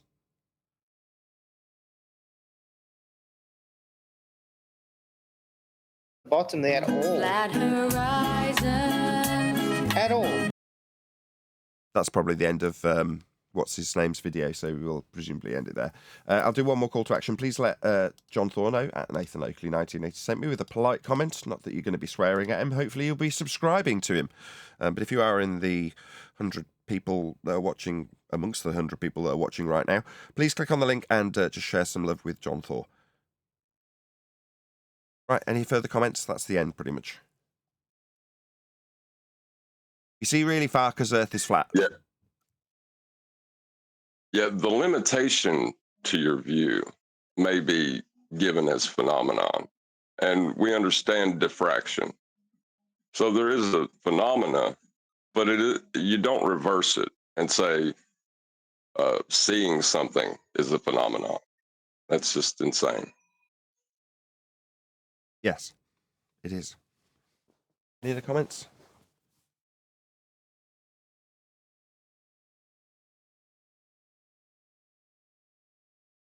Nobody wants to get told off, clearly. Comments earlier till I'm like, no, you've been Jedi mind tricked. Now everyone's holding their tongue. Don't be afraid. It's okay. No. I'm trying not to flip out on tinfoil hat man and flatsoid, but they're bringing me back many years. What's going on here? Do we speak to walls? We speak to walls. I don't occasionally talk to my microwave when it's taking a while. What do you mean? Oh, we must be speaking to walls because nobody's hearing a word we're saying. I had this conversation with Brian yesterday, right? When he was getting a bit despondent about people not immediately jumping up in arms about the fact that the pitch data shows Earth's unequivocally flat. Well, in the same way the Black Swan's taken 4 years of us banging the same drum so that people do understand it, we still have to bang that drum even with flatsoid, as the case may be. Now, this isn't pitch data, but it's easy to get despondent when you're trying to educate something into somebody that's brainwashed. Who's the somebody in this case? Everyone. So don't get despondent. Yeah. That's what we do. Yeah, it's Neil. Stop forgetting that most people are like, most people are dumb, man. Like, including most of us. I don't know how. I think y'all think I'm joking when I say that, or that he's joking when he said it. No, fam. Listen, you understand when someone makes a grandstanding speech and people are quiet because it makes sense and there's nothing that they can say about it or do about it. So it's like, that's why no one's saying anything. There's nothing to say. Some people are like, yeah, well, already knew. Some people are like, I have no idea what this means, just like they don't know water at rest is level, what that means, right? That's the most simple statement any of us can make. So, yeah, like, give it some time, man. Yeah. Eli, Flatsoid sat on this panel for years. I just said most of us are dumb too. I wasn't joking. Like, I'm dead serious. I disagree with that. Well, everyone's at a different level, just like everyone can't bench 300. So no, everyone's not on the same level of comprehension. Some people it's going to take more time for the information to download. It is Well, what dumb's it is. the wrong word. Dumb's the wrong word. It should be, Well, I maybe guess, it is, ignorance. but don't be a crybaby. Maybe it is, but you understand what I'm saying, though, right? Well, yeah. The thing is, with us, though, we are a cut above the rest because we're naturally... Yeah, see, that's the problem. That's our Dunning-Kruger trying to tell us that we're smarter than. No, we're not. Like, don't miss it. I disagree. It's not that I'm telling people that we're dumb. We're not above anyone. Because the people that, no, we're not above. Flat earthers aren't above everyone else. Because if we were, 95% of flat earthers, which is a statistic I just made up. Hold on, Eli, just chill. You're overgeneralizing. What he's trying to say is not flat earthers are above anybody else for our exemplary knowledge. He's specifically saying you, Eli, me, Duncan, the people on this panel. He means us are a cut above other flat earthers in this regard, and we are. There's no way you're going to ever convince me anything other than that, unless you show me examples where we're a cut below someone else and we're not. So you're overgeneralizing, and then saying no because I overgeneralized. That's not true. No, we are a cut above. We're the cutting edge of this subject. There's no two ways about that. That's true. The best you're going to get is on this panel, and I wholeheartedly. Now you're talking. You betcha. Subscribe today. Anything else? Go ahead. Did you have something else, Duncan? Yeah, no, it's absolutely true what you just said, Nathan. We are a cut above the rest. We're just naturally more curious than other people because we're here and we're finding out the truth, and our arguments are rock solid. Mostly thanks to QE, of course, but it doesn't change the fact that we're still a cut above the rest. Yeah, I agree with all of that, except for the bit about generalizing us as being more curious, because I'm pretty lazy. And if someone else is curious on my behalf, That's just as good. Well, you were curious enough to find out the truth, or at least get the ball rolling. I'll just concede. Is the standard. Here we go. Brian's piping up. He said something to get his teeth into. Go ahead, Brian.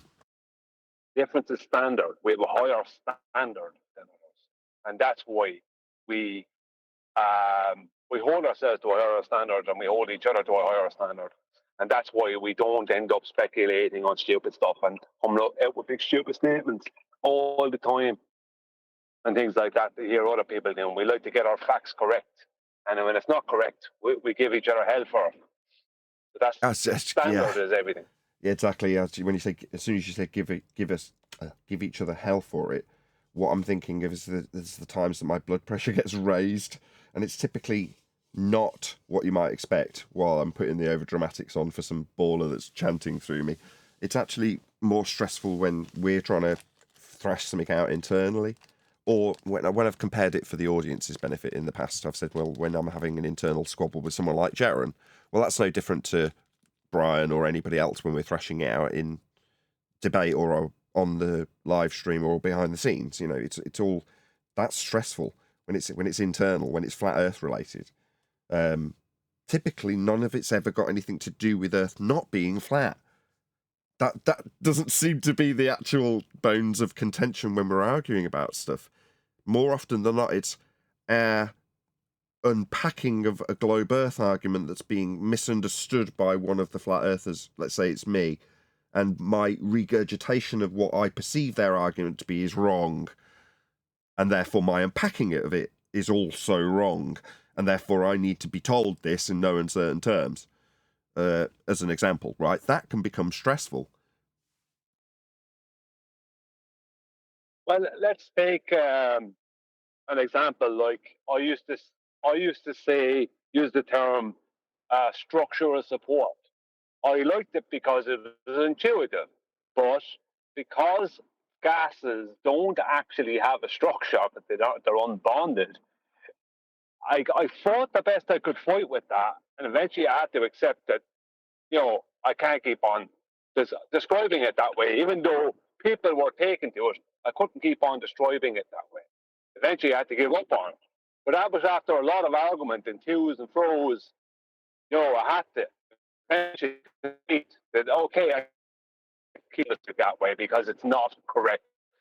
But would another group of people go through that, or would just keep on saying structural support? Or would anyone ever challenge anyone on it? No, that's the difference.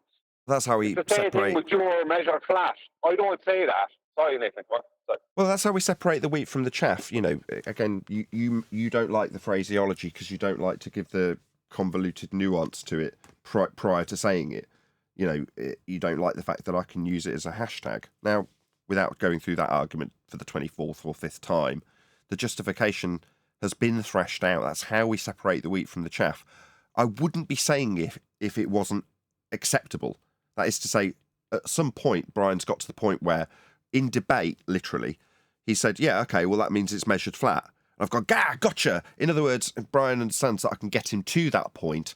Therefore, he's not going to continually neg me about using that phraseology because he happens to not like it. There's various arguments Brian uses that I don't, much to his annoyance sometimes. Different point. I'm not going to use. And that doesn't change that they've all been through the same mill. At the other side of Brian saying something that I may not use or vice versa, both statements have been through the mill. Now, if it came to somebody challenging me or vice versa, Brian, on a point that I don't necessarily use, but I know damn well he's right because I was the mill that it went through, or in this case, Brian understands how Earth is measured flat with context. Therefore, he's not going to stand in my opposition when some baller comes along and tries to use that against me. Brian understands the nuance. That's the mill. In other words, when you're hearing us saying stuff, you're not sitting there thinking, are one of the panel shifting uncomfortably about this because they don't like it? No, we've milled it. That's why we say we're on the cutting edge. That's why the blade is so fine at the tip.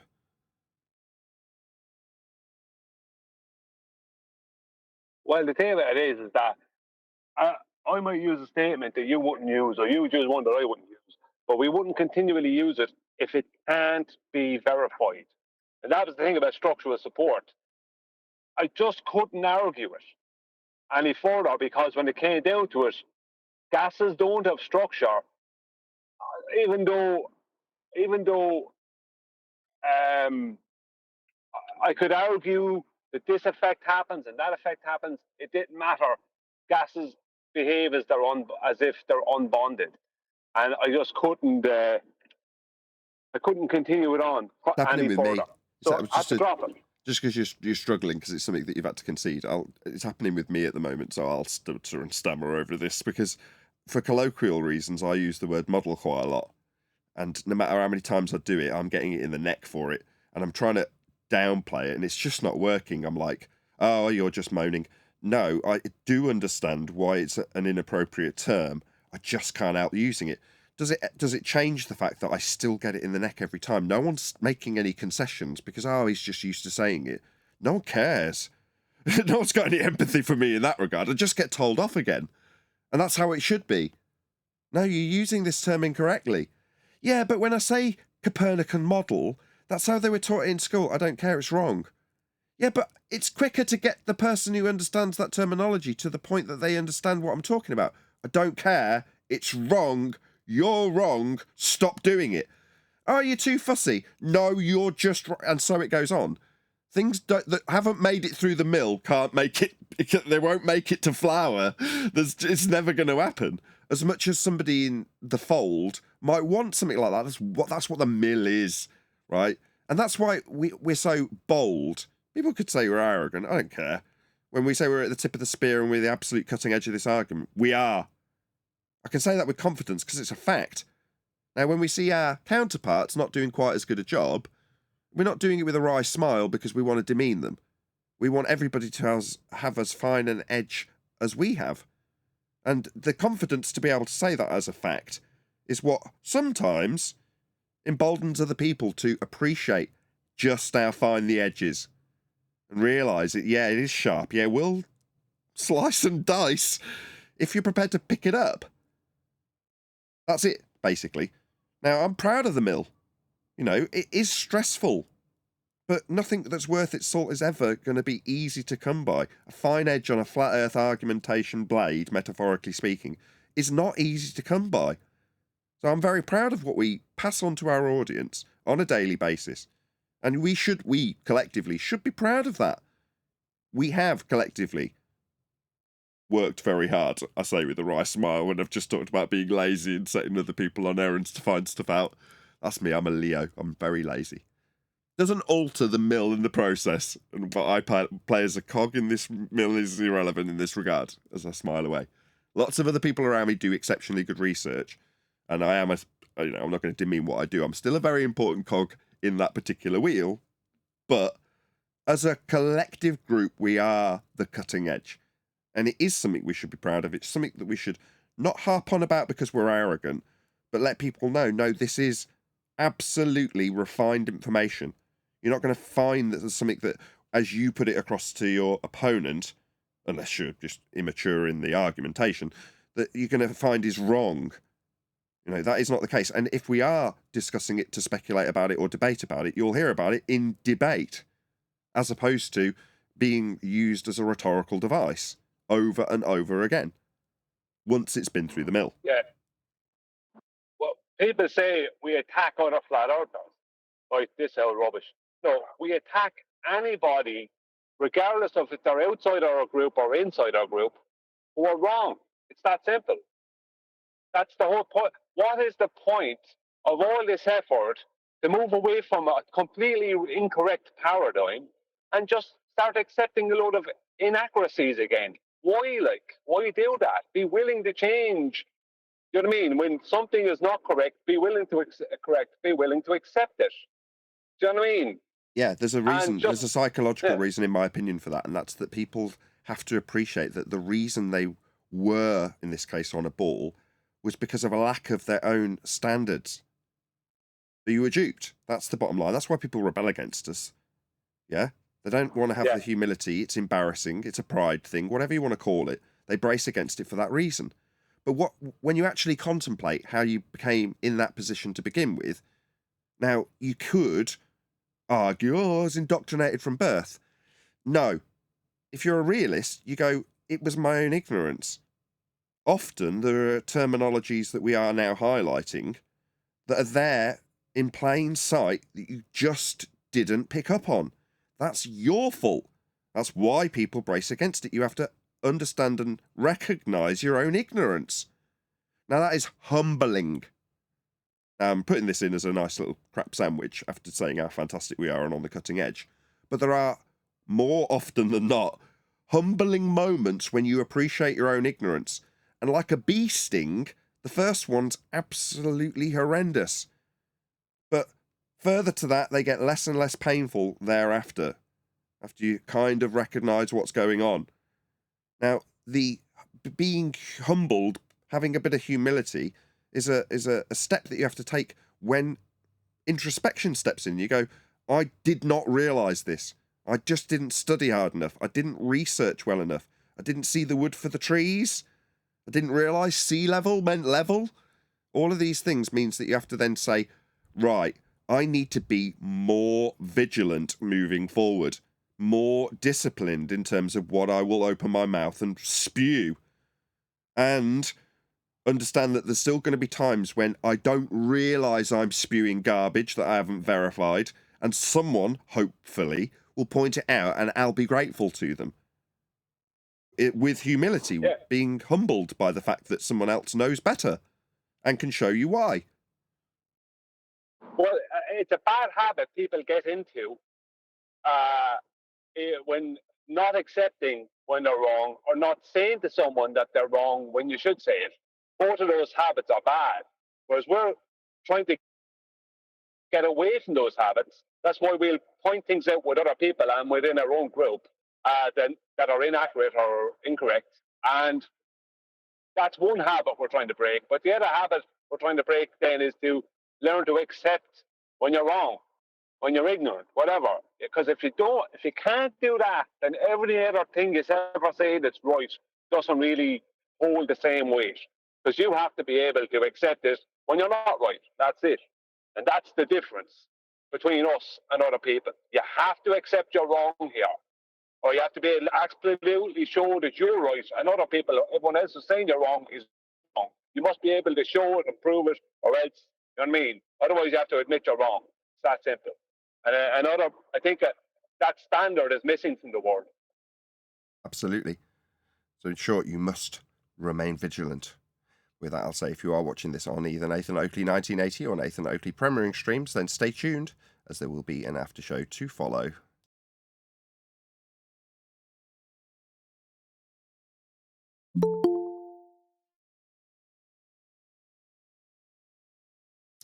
Hello, Adam. Good afternoon, guys. Are you about later this evening? I should be. I'm at work till gone 6 again. I said to QE, but yeah, I should be back 6, 7 o'clock-ish. Same as last time, like 7:15, 7:30. Yeah. Hopefully everyone will commune. I'll start a new hangout. Groovy. Oh, good things are progressing. Oh, what a relief. Yeah. Yeah, we smashed it the other night. It was a really good session, I thought. Yeah, it's because Brian wasn't there. Didn't it? Yeah. I didn't want to say that, but you're right. I'm only joking. No, we did do. I was there in spirit. That's the best I could do. Well, we did as much as we would have done if you were there, Brian. We just got on with it basically, and we get on with it when you're there. We were just joking. Although that was literally said.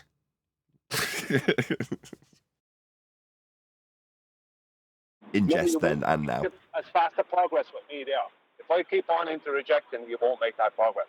Progress? No. You won't. The progress is faster without me. No. When you're, I think the word's fastidious about something that's being typed and it's taking 20 minutes, that is the same type of progress that we were having also yesterday or Monday. That is to say, that is progress. Sometimes things take a lot of time. It's not procrastination when you're mulling over how something should be phrased. So it's not to say that when you're could be perceived as dragging things out, it's not. That's deliberation over the words that are being used because it's important. So, don't misinterpret what we're saying. It wasn't that the progress was any quicker or slower when you were or weren't there, Brian. We are literally just joking. Well, what I do try to do is, if someone reads a book, now I'm not a reader, but if someone does read a book, even if you use the Bible, right, as an example, it's like, if something is written correctly, it can stand out, and that it's like it can stand out in the way it should stand out to somebody, and they'll remember it. Where something is not wrote correctly. Sorry about the noise. Once the Amazons. You broke up. Hold on. Say that last sentence. You broke up. Say that last sentence again. Yeah, sorry. When something is not written correctly, or written as good as it can be, it often can be glanced over, whether it be a paragraph or whatever. Whereas I'm like trying to make every paragraph memorable, as in, and poignant, if you know what I mean. Yeah, absolutely. Yeah, and we were doing the same thing. That's what I'm saying. The amusing part, although it's hard to contextualise when we're telling you after the fact, is that even though that's exactly what Adam, myself, and QE were doing on Monday, that procrastination is obviously ignored entirely, like it hasn't happened, and then we claim that if you had been there, there'd have been lots of procrastination. It wasn't procrastination. It's just that's what's being done, and it just takes time, and some things are agonised over for quite a period of time. Do you know what I mean? But that's all ignored because it would have been agonised over for even longer if Brian was here. Ha ha ha. Well, it's how you're portraying something. It's like when I was trying to portray what I was trying to go, when I was going through the whole process with the nautical mile and all this, and it was kind of frustrating QE a bit at the time, but they had a reason for that. Like, that is a lead-in to explain other things. Like, sometimes Hey, Brian, people... I actually have the correct way to say it to back your point, if you want me to put it forward right quick. Off you go, yeah. The nautical mile as an SI unit is a linear distance, but as a measure, it is a horizontal straight line distance. Yeah, I mean that exactly. Well, that's exactly what I was trying to portray in that section in the book, where I was bringing in what it was before we went detailing how they back engineered a globe mathematically. Because if people fully understood the nautical mile and understand that the nautical mile is a horizontal straight line, right, not an arc length, and here is the reason why it is, then it'll be so much easier for people to take on board that the measurement of the latitude and longitude grid means that must also be two-dimensional. Because it can't not be then. So nobody can get it into their head that they're possibly in the center of a globe or any other rubbish like that. It's like, no, the measurement and the unit being used and how it was derived is all from, basically the nautical mile is derived from the inch. If you want to really get down to the nitty-gritty of it. You know what I mean? It starts with the inch. You know what I mean? That's where it starts with. So it's like that was the whole purpose. But that was frustrating QE because he was like, what is the point of all this? It's like, there is a point to it. You know what I mean? So that kind of thing, I will spend time on that kind of thing, whereas QE just wants to bang out the main information and leave people worry about it afterwards. So that's why it's frustrating for him when I'm doing the book. Okay, just so QE knows. Well, just one sec. QE, if you can hear us, we'll be convening in about 4 hours from now. I'll put out a new Hangout link. Yeah, okay. Yeah, I knew that. Okay, cool. Yeah, I think it might have been a good time to put in the difference between a measure and a measurement,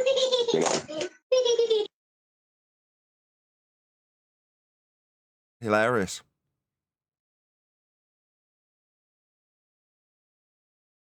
You didn't hear what I said, did you? I had lots of laughing. Symbols and sugar. What was Brian going on about right there? Huey, I heard my name. I knew you were going to have an issue with it. I was just pointing out why you don't have any patience. Any pay? No, that goes back many, many years ago, man. I'm talking about with me. Oh no, it's not just with you. It's many, many years. It's a deeper rooted issue there, brother. Not you. It was just saying how wonderful you are. Yeah, right.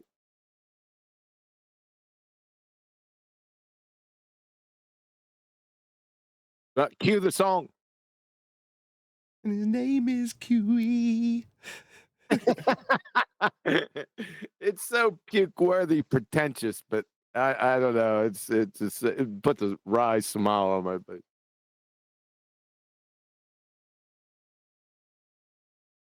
Yeah, the intro to Ballbusters is so absurd. I've just rolled with it now, and now I get a coffee. So I get there on time and then instantly remember that there's going to be a 3.5 minute intro. And even when the 3.5 minute finishes, it's got an extra intro where it says Shut Up Neil Productions.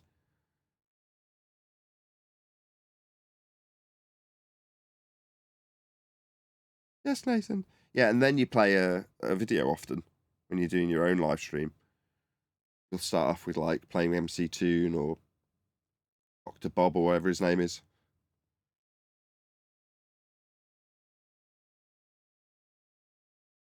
Sorry, I was yakking to my wife. What you on about? That's exactly correct. Yes. That's exactly correct. I was yakking to my wife. Yes. That's correct. I'm glad you agree. Well, that's sorted.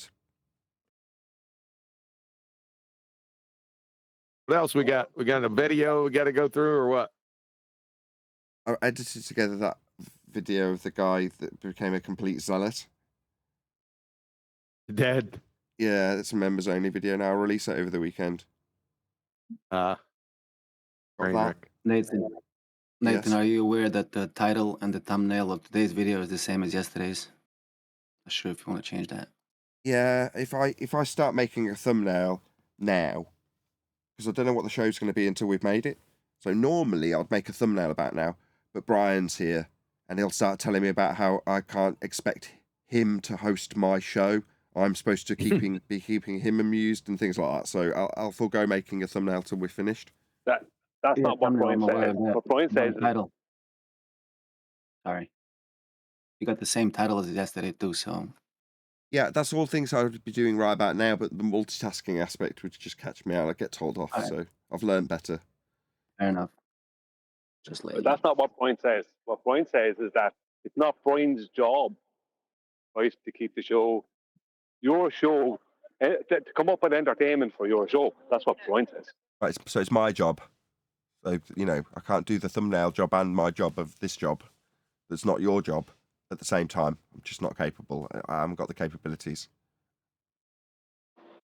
You can do what you want, but just don't blame me if there's no entertainment. Okay, well, I'll remember not to blame you when there's no entertainment in future. Thanks for that.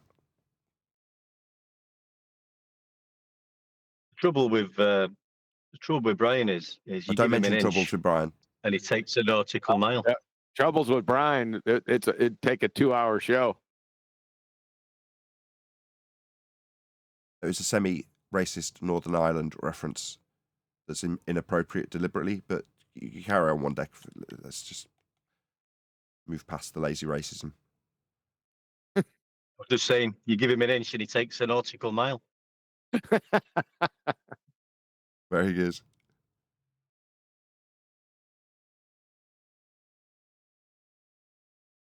It's important stuff.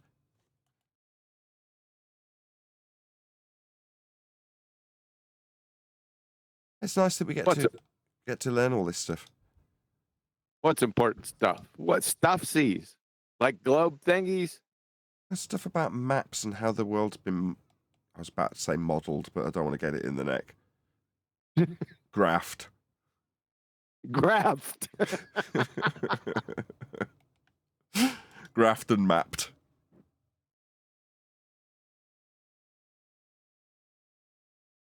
I was mentioning it on the live show. It's a force of habit now because it's so easy to say model. Like Copernican model just flows off the tongue. And yes, I will have to adapt my language. Because when I'm listening back and when I'm editing my own videos, I cringe.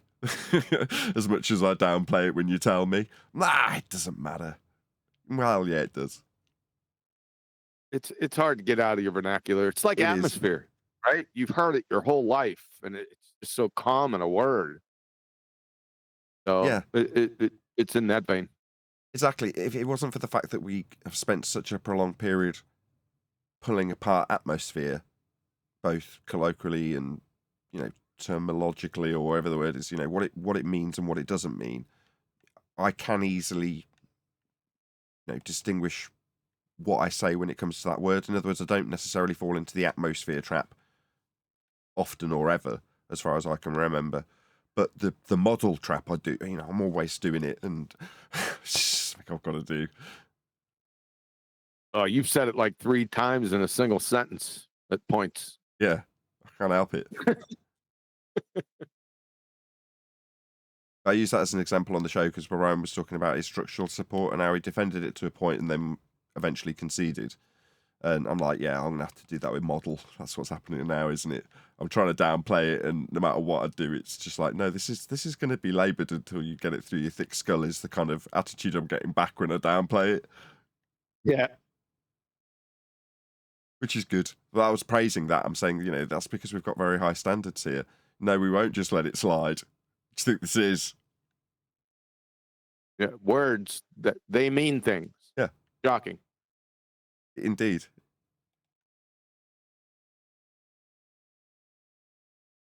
Yeah, I'm just sticking at 30. Say again, So I'm just sticking at 30. I'm just sticking at 30 words now. I'm not taking any further of the words that they're not allowed to use. Just keeping it at 30. Because, like you say, words do mean things, and these words I am not allowing them to use. And it's really funny when you do it. Some of them are so fundamental too, are they? Like up and down. What you need to do, Nathan, is you need to do what I did and rebrand it. As I rebranded it from structures of support to density resistance. I didn't hear the last bit. You rebranded it to what? Density resistance. Density resistance. Why add this extra? Why the resistance bit? What's wrong with just density?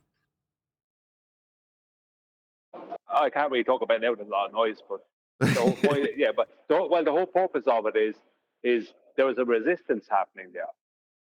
You know what I mean? I'm not going into it now. It doesn't. No, it does make sense. I'm not saying there's anything wrong with it. It just. But it's like, why does a piece of wood not fall through?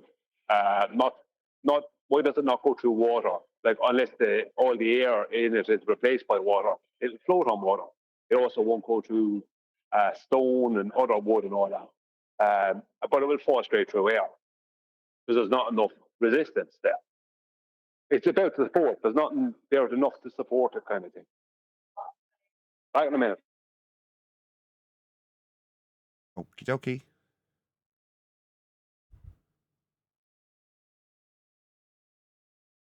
Yeah, that's obviously going to go through the mill too, isn't it? What's that? Density resistance to. Mm-hmm. Yeah. To a piece of wood on water? Density resistance? I suppose so.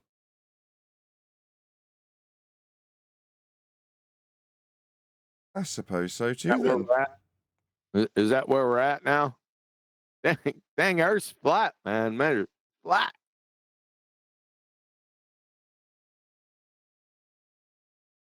Yeah, that's where we're at. It's over. Well, it's been over for years. Technically. Yeah, this is all over. Yeah, Tinfoil Hat Man said that on his presentation, seeing really, really far with a high-quality telescope. Was he on the show? Tinfoil Hat? Didn't we go over that months ago? No, he was on Flatzoids. So, weirdly, we were having to be critical of Flatzoids, saying we see too far and things of that nature. Whereas Tinfoil Hat Man was really careful with his phraseology. you know, he prefaced things with, in this globe Earth mathematical nonsense or something like that before he then starts talking about how they say this is where the Earth curve is in their maths. So he's quite particular about how he's phrasing things. Whereas Flatfoot's like, why are we seeing this? You're like, because we've got eyeballs.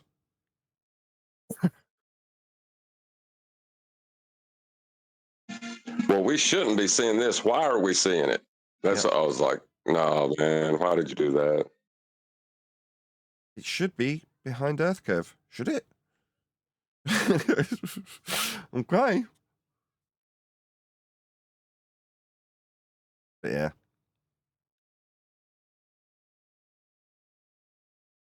But certainly Tinfoil Hat Man seemed to get that particular aspect of it to the point where maybe we've nagged him enough for him to know that he needs to put enough disclaimers in so it doesn't sound like it's him making the claim that we shouldn't be seeing things. Sometimes I wonder. I'm sure you do. Where'd he go? Wasn't he? He was on here for a couple times, and then he all of a sudden disappeared. I thought something happened to him. Yeah, he's supposed to be giving a presentation on cults, and he left us hanging. So I have an issue with that dude. On what? Cults? Yeah, he was Did you say Jehovah's cult? Witness Correct. from memory. Did he say cults? Yes. Yeah. Why would he give a presentation on cults? He's an ex-Jehovah's Witness. Nathan wanted him. Well, it intrigued me. Nathan wanted it. Was that Brian said? Nathan wanted it, did you say? Yes. Yeah, I find it fascinating. He had information on it. He was an ex-Jehovah's Witness from memory. So, yeah, I was intrigued to hear what he had to say about it.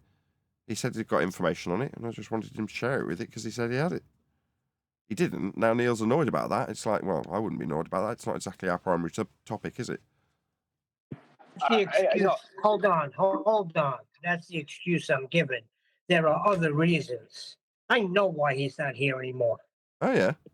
That sounds like something that's gossip-worthy. Oh, that sounds juicy. That sounds like old Betty's out on the patio, right? Oh, does he not like us? Tell us, Neil. Tell us. Seriously. Well, he had issues with Alwyn, but Alwyn's not here anymore. He had issues with some of the language that was being, sometimes when it gets heated. But I mean, we've rectified a lot of that stuff. So, Way to make it sound like he's perfectly justified.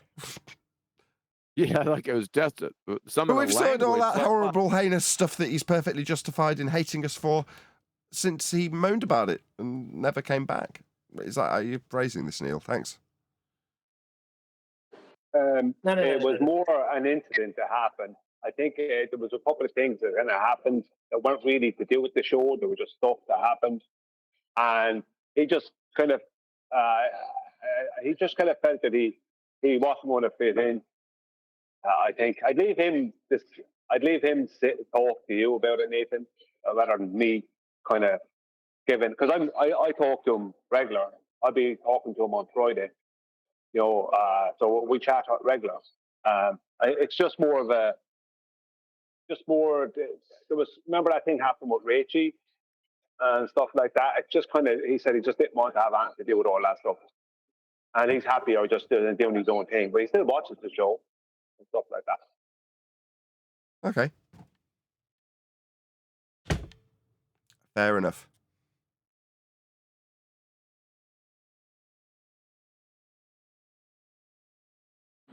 So it was you and your Rachie comments that are causing people a run. Well done, Nathan.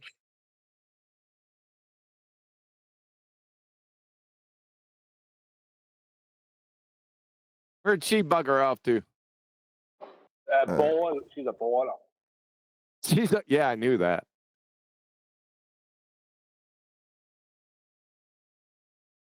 She actually linked me in she put out a post asking, what was it? Why do objects that are above the oil line appear below the oil line? And I mean, she gave me one of the examples, one of the best real world examples of that exact effect happening over a horizontal plane when she was seeing um, a light at the top of a tower, a communication tower in the distance from her. It was only 8 miles away or something, and she was seeing this light in her eye line. Yet the light is hundreds of feet above her in reality. And I remember putting it out there, and it just did not match the heliocentric paradigm at all, and none of them liked it. But now she's asking that question. So she's a very strange girl. I don't know what to make of her or what her actual intent is. Because, I mean, that's something that shouldn't need to be explained to her, considering she already understood it. I don't know.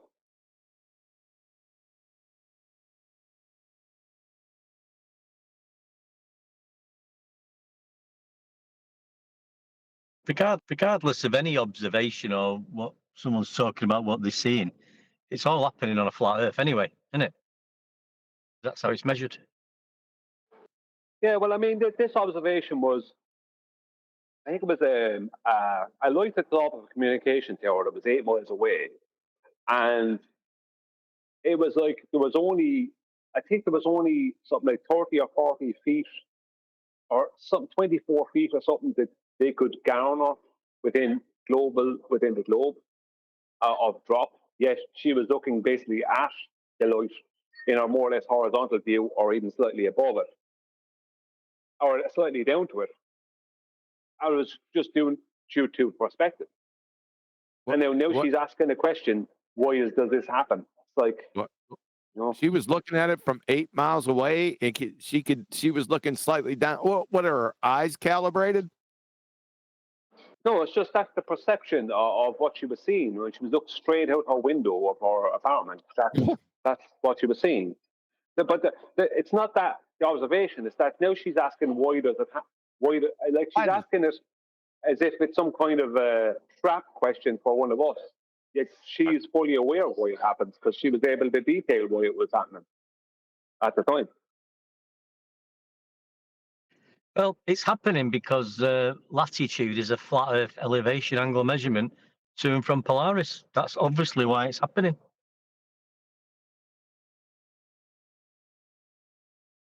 I'd like to get her take on flight. But everything she's saying now, it's like she never learned that. It's like as if it wasn't her that was here for those 2 or 3 years. It's like she's just some randomer who has the same name and looks the same and lives in the same apartment and whatever else. It's like a complete, what's the word I'm looking for? Imposter. It's bizarre.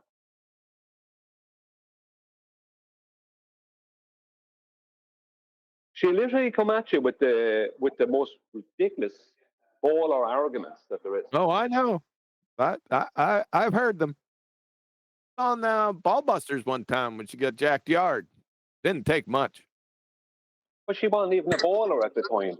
Oh no, that's when she wrecked Adam. Yeah, I remember that. That was pretty funny. Remind me. She was hanging in with Dell at the time. With the all upward rising outcome. Well, she had that problem with, diarrhea of the mouth. And you know what goes on between people talking. One person starts talking, then the other person starts over talking because they thought they were done and that sort of thing. And then, they got blown up. Because Adam, he's measured. He's deliberate. So it was getting frustrating. And it was stupidness. So she was just talking through Adam, is what he's saying. Say again? Talking through Adam before he finished. Yeah, because Adam's, like I said, he's measured. So it more or less went down that road. Brian was there, and then it just spiraled. It was a stupid topic. She didn't understand Coriolis. Yeah, an incoherent second grader could reconcile. One of those. It was quite painful. And then I thought it would have. Good. No, good. I thought that her comeback was "Don't make me bring up Coriolis." I'm sorry.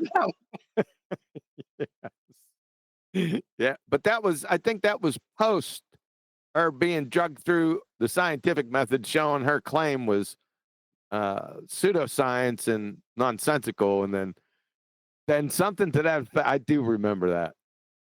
Well, I took apart. Sorry. Threatening me with the Coriolis. It's like bringing the pigeons to the cat.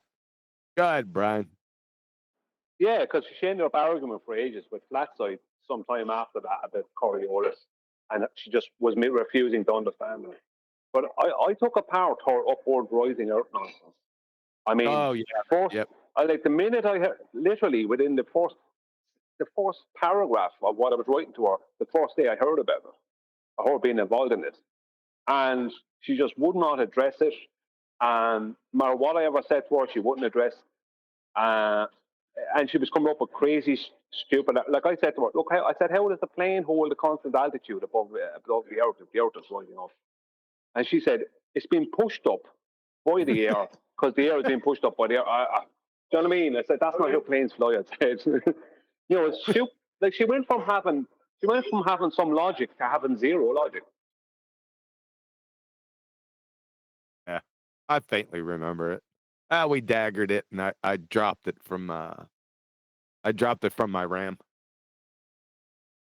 I think though a lot of it was pride. That she was intentionally going against things out of pride, not being able to admit she was wrong. So she just dug her heels in deeper and deeper and deeper into, and now she's coming up with stupid stuff that she already knows the answer to.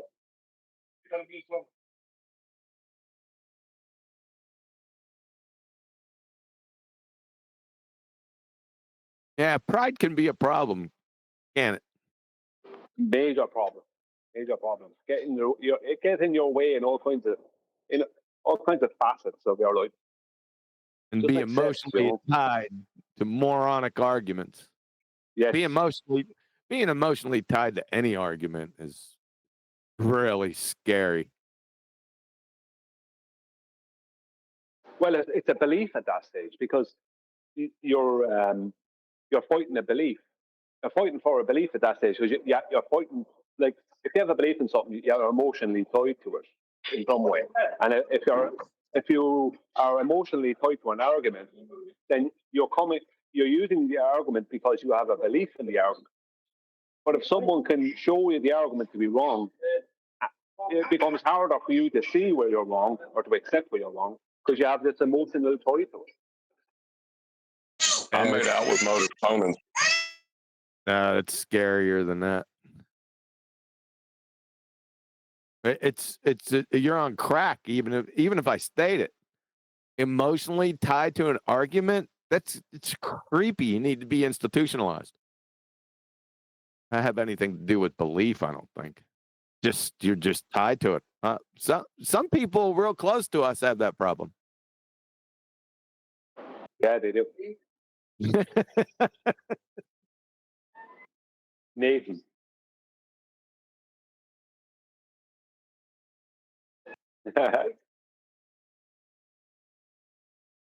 Nathan don't have any. He steals all yours. Say again? I said Nathan don't have any. He steals everybody else's. Oh, he does. He has measured flat. That's his one. And he's emotionally tied to that. He's emotionally tied. No, I'm not talking about it. No, that's not it. That's not it. But you are talking about Nathan. No, I'm talking about a few other people. I've got them marked down. I know.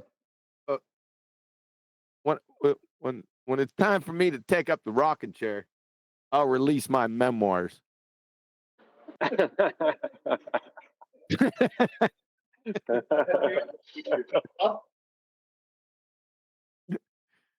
Yeah, that's not an emotionally tied. There's not two. Is that what Lumpy was talking about yesterday? We were spamming my chat about. Was it about this thing about the Earth is measured flat with elevation angles? Is it that motif? I figured. Yeah, he's got issues. Yeah. He's got. Well, you issues. know, Don't start with Lumpy again. I don't want to He's hear it got. no more. Yeah, that's your favorite guy, isn't it, Neil? I could tell. What's the big? Did we ever iron that out? No, Maybe I it was missed 10 it. hours spent with him. I think he actually behaved a bit out of order with Adam and Nathan. He actually got a bit creepy or weird. Yeah, he's emotionally tied to have. It's like I don't know what it is that happens to people who are flat earthers, but they start suddenly wanting to correct out everyone, and it's like I don't know how to explain it. It's like they go from being someone who's a supporter and whatever else to suddenly challenging you. It's like it's kind of like they're missing the point of the challenge. You know what I mean? They end up challenging us, one of us, simply out of to kind of rebel, as opposed to challenging because something is wrong. So you can challenge something in the correct way, but he went about challenging the whole thing in an incorrect way. If you understand what I mean.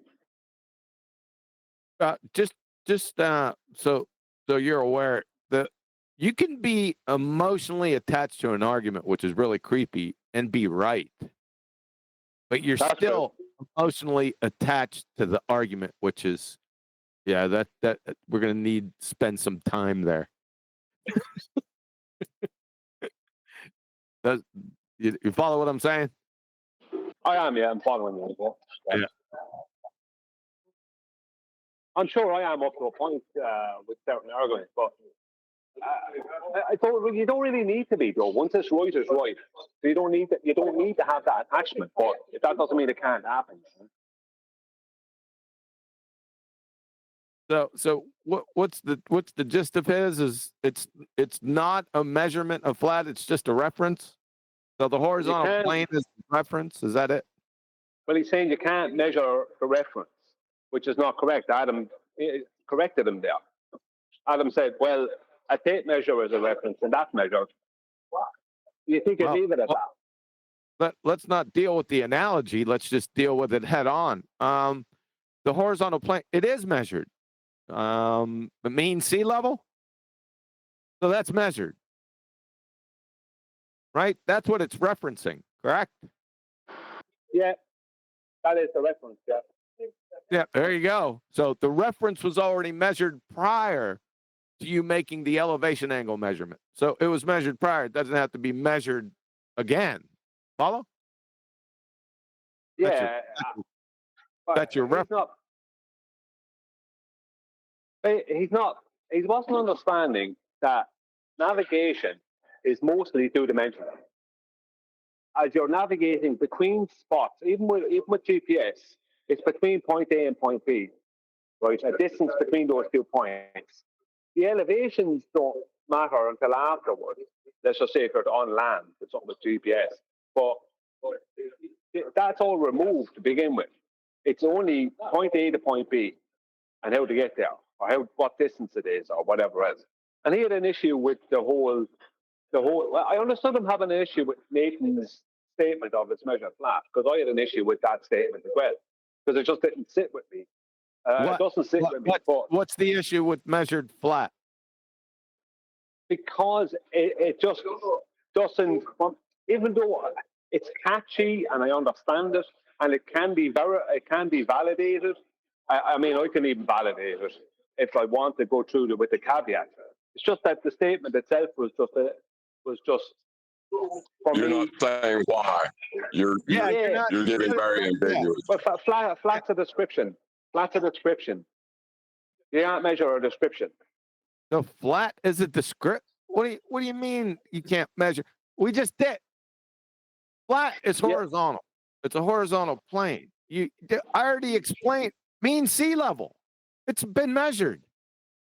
Yeah, but flat is a way of describing has nothing whatsoever to do with it. But it's a description. It does have everything to do with it. That's what flat's a descriptor. The descriptor has nothing to do with this. It's meaningless. No, It's a because description. I'm not getting. I'm still not getting it. Yeah, there's many things that are descriptions that I can measure. So, and well, like what? Because I if could I'm describe describing, the 2x4 and measure it. yeah, but you're describing it and then you're measuring it. Like how I you would can measure describe it it and is then you'd say it describe has a flat side. You could say it's flat on all What? four sides. Oh my God. Yeah, this doesn't make sense. You're saying that the argument doesn't make sense, but then you're not giving a sensible reason why. But I did give a sensible reason why. Because when you're the flat, like flat is a description of a surface. If you're describing a surface, And a measurement is a description of a surface. What are you saying? well, I can describe at the table in front of me as flat. I can describe the road outside the window as flat. I mean, I can describe it that way. That doesn't mean A measurement is a description. What are you talking about? You can't measure a measure? Is that what you're trying to say? That doesn't make sense, Brian. If you're going to be shouting at me, I'm not going to do this. Okay, I'm sitting in a coffee shop. Okay, a measurement is not a description. What? How are you describing something with a measurement? Tell me that. How are you describing something? How do you describe something with a You're giving measurement? a conceptual unit to an aspect of reality, Brian. It's in the definition. Why are you shouting at me?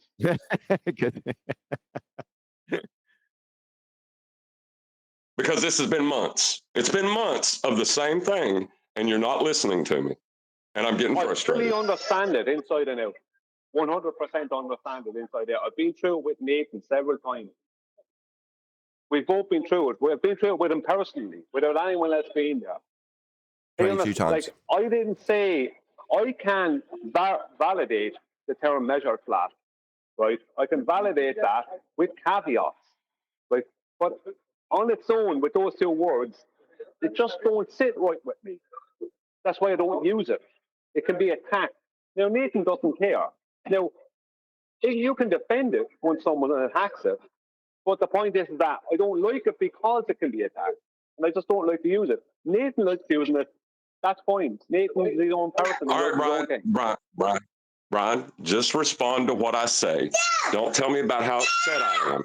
A measurement is a description. You're saying you can't describe a description. It's nonsensical. Do you understand? How was the measurement? Tell me, explain that. You are taking a conceptual unit and applying it to an aspect of reality. Ipso facto, making it a description. But the term is measured flat. So if a measurement is a description, so you're describing it as like measure flat. So if measurement is a description and flat is a description, that's a double description. Uh-huh. I'm not getting it. Yeah, but see, this is the problem. I'm not allowed to have an issue with something without being shouted at. I don't understand that. It's not that you're not being allowed. It's you keep ignoring what I'm saying and repeating the same things, and it's getting frustrating for me. Are you saying that flat is not a description? Are you saying flat is not a description of a sort? It's a simple question. The conceptual unit is level, right? John, level. I can't It is do this applied if you're going to be shouting at me. I'm not shouting. I'm speaking. Yes, You're talking through me. I can't speak. You don't want to hear this. I can't. I'm in a coffee shop. I can't be raising my voice.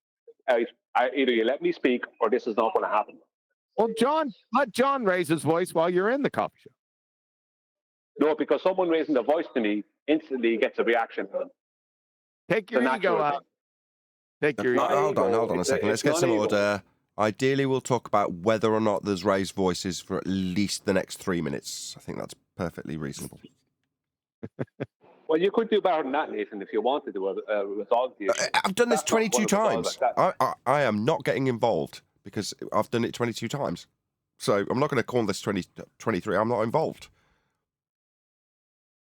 I'm not talking about that. I'm talking about resolving the thing me and John are having here. That's what I'm talking about. Okay. Can you not do whatever it is that's annoying each of you, please? Right. Now let me get this. To measure and give a measurement, right, are two different things. I tried to point out before. To measure is to know. To give measurement is apply a conceptual unit to that so that you can communicate with others. To measure flat is just to communicate. Okay. Ask it a question again. Is flat a description of a surface?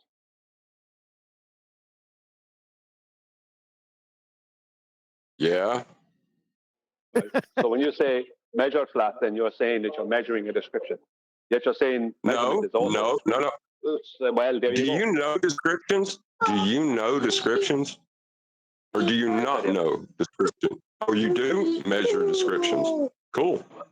No, I said that. I thought you said the way no. There's music. To measure is to know. Do you measure descriptions? You didn't Brian? use the word Do you measure. know You just said descriptions? no.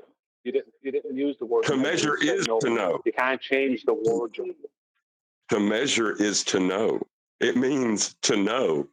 Do you know descriptions, Brian? Do you measure or do everything you that you know? measure descriptions, Brian? Are you measuring everything that you know? Come on, John. You can't use those titles. Oh, yeah. Yeah, I can. Because that's what it means. To measure is to know. When I take something's measure, I know that there's know. I know that the surface to the right of me is glass. This ain't gonna work.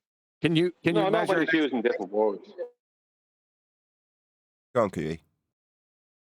It's not going to work because there's too much background noise and they're over talking each other. So it's best to leave this one go for right now. Yeah, it is.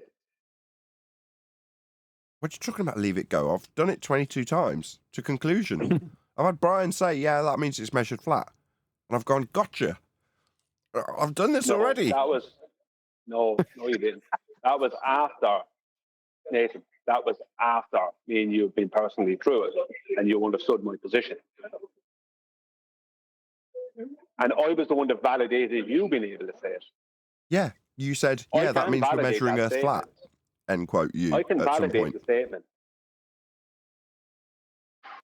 I can validate that statement with caveats. I can't validate it for anyone. But the point is that, and I even validate it more so specifically within whatever way, whatever type of measurement you're using. But I still, because it gets attacked, I don't like it myself. I don't use it. Now, other people can use it, but I'm not going to use it. So the statement can be attacked, but it is validated. That does not make sense. I'll say it again because you didn't listen. Right? It can be validated, but it can also be attacked. But you can validate it even when someone attacks it. But I don't like using it, as I said earlier, because it can be attacked. And then you have to validate it. I'd rather state it in a different way. I'd rather Everything can be it. attacked. Let me finish. I'd rather state it in a different way. That can't be attacked. Flat Everything can be measured, says attacked, Brian. How do you phrase it, Brian? How do I phrase what? So if you're talking about, for instance, the elevation angle that you'd measure. I say, well, you'd measure Earth flat I for would that. say that Earth is measured to be a horizontal plane. Earth is measured to be a horizontal plane with topography above and below that horizontal plane. That'd be flat then. So flat. Yeah, say what you want, but when I say that, nobody can start attacking me on it unless they are trying to say that it's not a horizontal plane. No, Earth is not a horizontal plane, Brian. It's a something else. I can attack anything. It does not mean it's validatable when I attack it. And you just admitted that it's not. If you had listened, you know what the problem is, John? You're too fast to try and come in and catch me on some gotcha instead of listening to what I'm saying. So I can't continue this on with you. I'm in a coffee shop. You're starting to annoy me. You're starting to annoy me. Right? Because you're You're not listening wrong. to what I'm I saying. keep on pointing out why you're wrong, and you're getting mad at me for You're it. not pointing out to why I'm wrong because you haven't even heard what I said because you're not listening to what I'm saying because you keep on trying to get me with gotchas. It annoys me. Any statement can be attacked, Brian. It does not mean that the attack is valid. Yeah, I don't care. I'm not using that statement. End of story. And you're not going to make me do it. You understand? Problem solved. I never made you do it, Brian. You're saying it's wrong. I'm saying it can be attacked. That's what I said. I didn't say it was wrong. Find where I said it was wrong.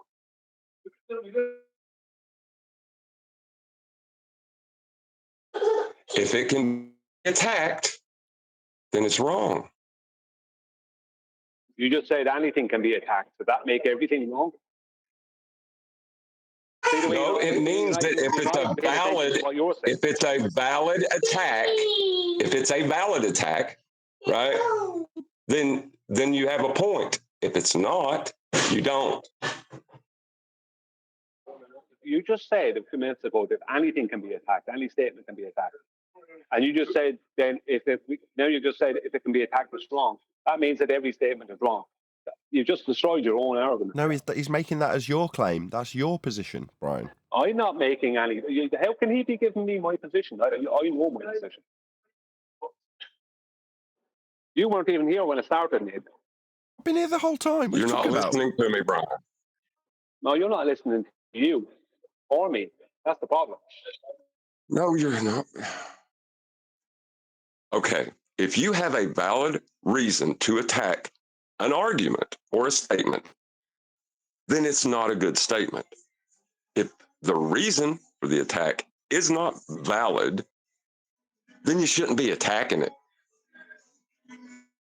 That's not what you said a minute ago. You're trying to rewrite history here. No, I'm trying to use your logic to get through to you, and you're pointing out the problems in your logic. It's not my logic. I just pointed out what you said and how that was wrong.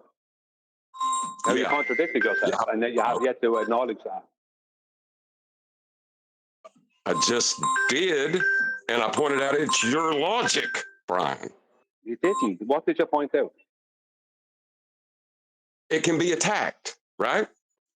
Is it a valid attack? Is it a valid attack, Brian? Because anything can be valid or invalid attack earlier. That wasn't part of what you said earlier. So I'm sorry, you've contradicted yourself. Well, usually when there's an attack, you imply it's valid within the statement of the attack. It's kind of implied until you put in the idea that it's wrong. And I'm pointing that out to you. Is it a valid attack to attack? Then let's ask it this way. Is it a valid attack? Is it a valid attack when you attack the statement, Earth is measured flat? Let's just do it that way. When I attack the statement, no, other people attack that statement. I don't use that statement because other people attack it. Is it a valid attack? Who cares? That's not what you said earlier. The statement. That's not what you said earlier. Listen to me, Brian. No, Listen I'm not to me. doing I'm trying to get you to understand it.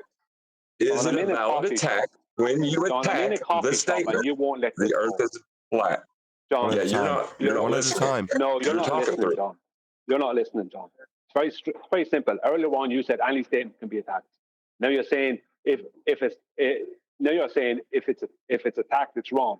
And I pointed out, well, that's not what you said earlier. Or are you saying all any statement can be attacked by a moron? How about that? Let me go ahead and give it to you. Let me get the empty part of it out that you're interested in continuing on. Brian, hold on. Hold on. I can't hear either of you. Hello, Brian. You've got to stop. I'm done with this, Nathan. I'm done with this. I've already told him 3 or 4 times I'm in a coffee shop. Right? He contradicted himself, yet he's yet to accept that. Now we're not putting up with this. You understand? Right? Honesty is important here, and he's not being honest. Brian, I tell you what. I concede to everything you say.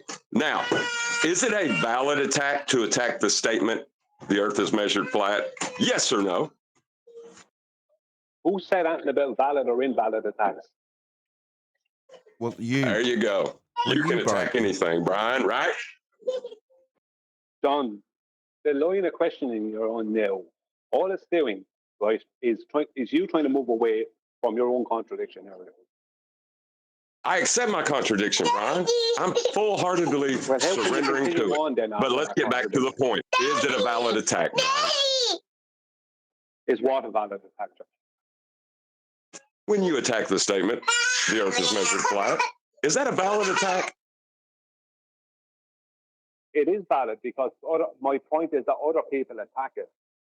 So when you state it, other people can attack that as opposed to listening to what you're trying to say. So consequently, Stop, please, stop. Hello, both, can you both stop? That wasn't the question he asked. Both stop. He's not asking. Hang on, what do you mean, both stop, Nathan? Because you're not. Stop, please. Are we gone back in time, Nathan, where you don't allow me to speak? No, because you're not answering the question he Is that asked. what we're going to now? Because I'm about to hang up. Okay. You're not answering the question he asked. You didn't ask if people attack it. I was answering the question, and he decided to talk over me. Then you told both of us to be quiet. Because you're not answering him. You're not letting me explain. I don't need you to explain. I know what's going on.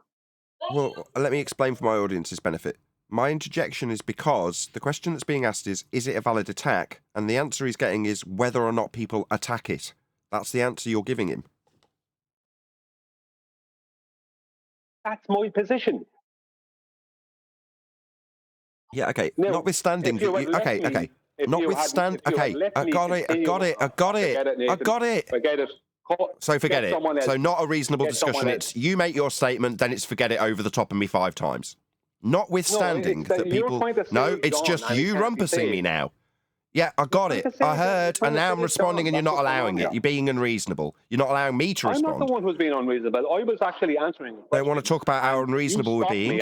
No, it's not being... You're playing tactics now. You're just yammering and being a zealot through the top of me like the fundies do. So I'm not allowed to respond. Brian's had enough after his zealotry statement that he's going to either walk away from or not allowed to be responded to. No, the answer to the question isn't whether or not people are attacking the statement. It's whether or not it's a valid attack. Yes, I didn't. What was my position on it then, Nathan? What's my position on it? Seems you won't allow me to give my position on it. You won't allow me to answer the question. Hang on, let me speak. You won't allow me to answer the question that was asked, and you won't allow me to give my position on it. So you tell me and tell everyone what my position is, and I tell you if it's correct. That people attack the position, therefore it's perfectly justifiable to not allow it as a position to take. That's not the question that's being asked. The question that you had was, is it reasonable to attack the statement, Earth is measured flat? Not, do people attack that statement, which is what you're answering. Well, that wasn't my position in the first place. That's a question he can answer for himself. He's asking you. And it's not my position. Asking you. I don't care what you're asking me. That's a question to do with something that's nothing to do with me. You ask him that. That's his position. Or something he wants to know about. You and him can go off and find out about that. So it's not reasonable to attack the statement, the earth is measured once again, flat. I'm not allowed to speak. Oh, no, I'm making the conclusion now, Brian. Brian, you're now rumpusing it. Brian, you're just filibustering. You're not stopping talking. I'm not being allowed to answer anything, sir.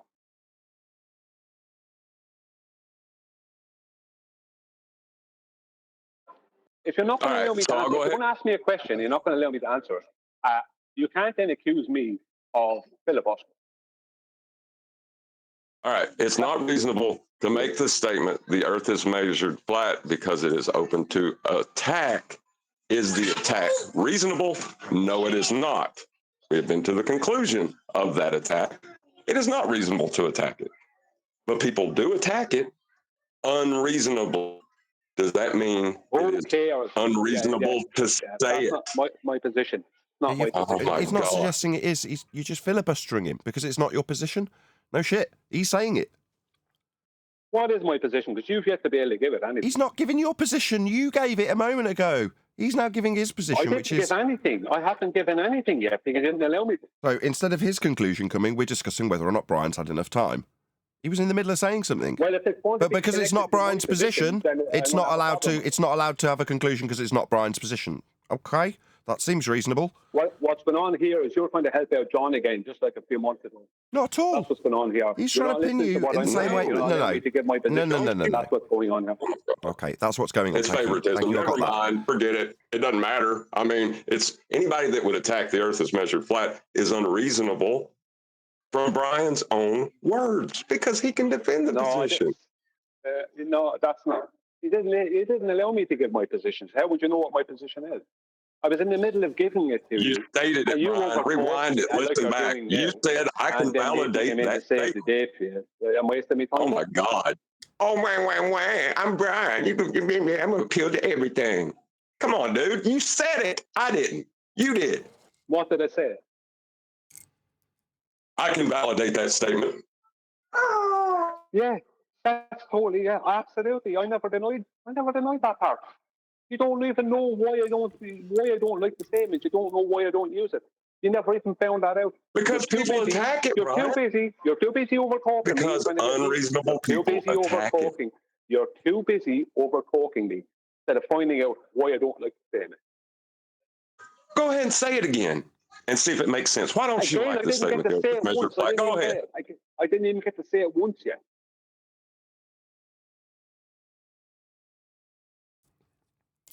I don't like the statement, and I will not use it, and I'll make a point of not using it, because other people will attack it, and then it becomes a red herring where you're trying to defend the statement and the way it's stated and the way you're saying it, as opposed to getting down to the brass tacks of what's actually being said.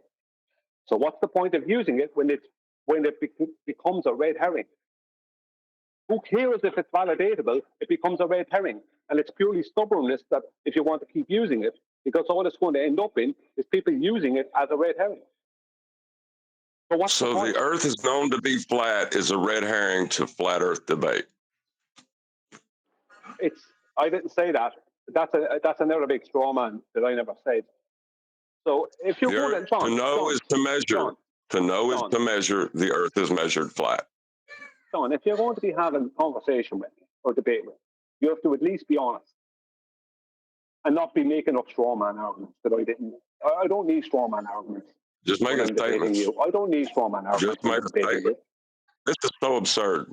I don't get it. Like, it is absurd. Now that I've heard your entire statement, you're strawmanning me and oh my God. You're just not interested in what I have to say, are you, Brian? You just want to stick to that little rhetoric that you have. You're not interested. So I won't go on. Why even point out the contradiction you yourself are expressing? Forget it. I don't care. What rhetoric and what contradiction? Contradiction is that you can defend the position, but then you're suggesting because it's attacked, it's not a good position to take. That's your contradiction. It's statement, not position, statement. Now you are making a point of not listening to me. This is what happens, right? You don't listen to what's being said, and then you try and attack me on what I didn't even say. How is that fair?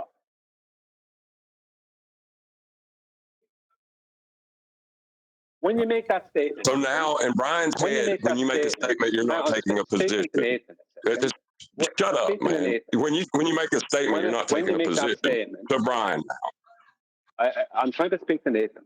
When you make that statement, right, I don't care if it's true. The point being is that it can be attacked just you stating that. And the argument becomes about the statement and not about what was actually being said. Whereas if you say it in a different way, people won't be able to attack the statement. They'll have to address what is actually being said. Okay, so I don't like it because it's a straw man. 30 seconds. Or, sorry, it can be used as a red herring. Who's trying to talk now? Who else wants to come in? That was Gen CBR. Why was I not allowed to finish my statement? Why was I not allowed to finish what I was saying? Why do you need to come in right now? I could hear, after you finish what you say, I want to say something. After you have finished. Okay? So when you've finished, you let me know. Then I can speak. Okay? You go ahead now. I'm past the point. Thank you very much, Brian. Right. Now, ladies and gentlemen, basically, the words the earth is measured flat is open to attack, and that's okay. It's welcomed. I welcome the attack. Flat earth as well. That's open to attack. I welcome that attack. If flat earth was good enough for Samuel Rowbotham, It's good enough for me. I don't care if 2 million people attack that statement. I am prepared to defend against those 2 million. No problem for me. I don't care. Okay? If it gets attacked, that's part of being a flat earther, because I relish those attacks, actually. I enjoy those attacks. Because at the end of the day, those words will always stand. The earth is measured flat. That's it. Thank you. Okay, that's Jim, my position. if I say to you, the earth is measured out to be a horizontal plane with topography above and below that horizontal plane, you can attack the horizontal plane, right? Whereas if I say I don't need flat, to, though. you I can don't need attack, to, though. you can Do I, attack Brian? that statement and move over, and you won't have to. Wait, I'm at nothing now. Forget it. I'm literally at nothing. Yeah, but Brian, I Literally at don't need nothing. to. You're not listening. Yeah, but I don't need to attack this statement. I'm a flat earther. I don't need to attack. Because I'm obviously going to be using my There's common literally sense people on as our to own what side you mean. attacking you. It's the person. Literally people It's who the are taking person their who's own not side are aware. attacking. Brian. It's the people who don't understand what they're living on that are going to be doing the attacking. Flat earthers amongst us, we're not going to be attacking you on that statement. It's a waste of my They will. time. They will. I'm a They flat have. earther, They so are have, you. and they are. They will. They have, and they are. You're wrong. Yeah, well, They I'm will. not They that have, and guy. they are. I'm not that guy. The only time I attack So anyone you is might when they not say be. globe, You might not be, when but they're other flat people earthers. are. Yeah, well, that's what I'm saying. People have to grow up. But that's not solving the problem, is it? That's not you saying people have to grow up is not solving the problem. That doesn't change my position. It doesn't change the fact that people will. It ends up Your becoming a red position is herring, your and position, that's why I Brian. don't That's like what it. I'm saying. It's up to you. You can have that position. That's okay. You can have that position, but it's still going to be attacked regardless. If you don't like it, then obviously you don't use that statement. That's your freedom of choice, and that's how you operate. But if other people use it, let them use it. And they don't mind the attack, leave them alone. I never said Come other on, people man. can't use it. I said I don't use it. I was being attacked on not using it. Yeah, okay, and That's you're basically welcome what to was that. happening. I respect you for I that. never That's not said what you that. That's your said. position. I You respect you for that. said you don't use it because it can be attacked. Exactly. I was pointing didn't say out, other people yeah, can. anything can be Exactly attacked, but hang on it's a second. whether. Don't fucking talk through me, Brian. That's Exactly annoying as what Jim fuck, just dude. said. Exactly what Jim just said was exactly what I was saying. No, let me try to say Yes, it it again was. because You you're going to talk listened. right through me again like this. Brian. This is what I just pointed out you're getting ready to do. Yeah, Brian, you are doing that. So he's trying to summarize your point concisely, and you're agreeing with him, going exactly, so we can't hear him. No, you can't hear me, Nathan, because you're not listening. I really want to hear neither is John. exactly through the top of what he's trying to say. Who It's not cares what reasonable. you want to hear? Who cares what you want to hear? Brian, it's not reasonable. You're saying exactly. You're just cutting the line to him. Like when someone says, yeah. You can't hear the person talking anymore. Well, that's what you're doing to him.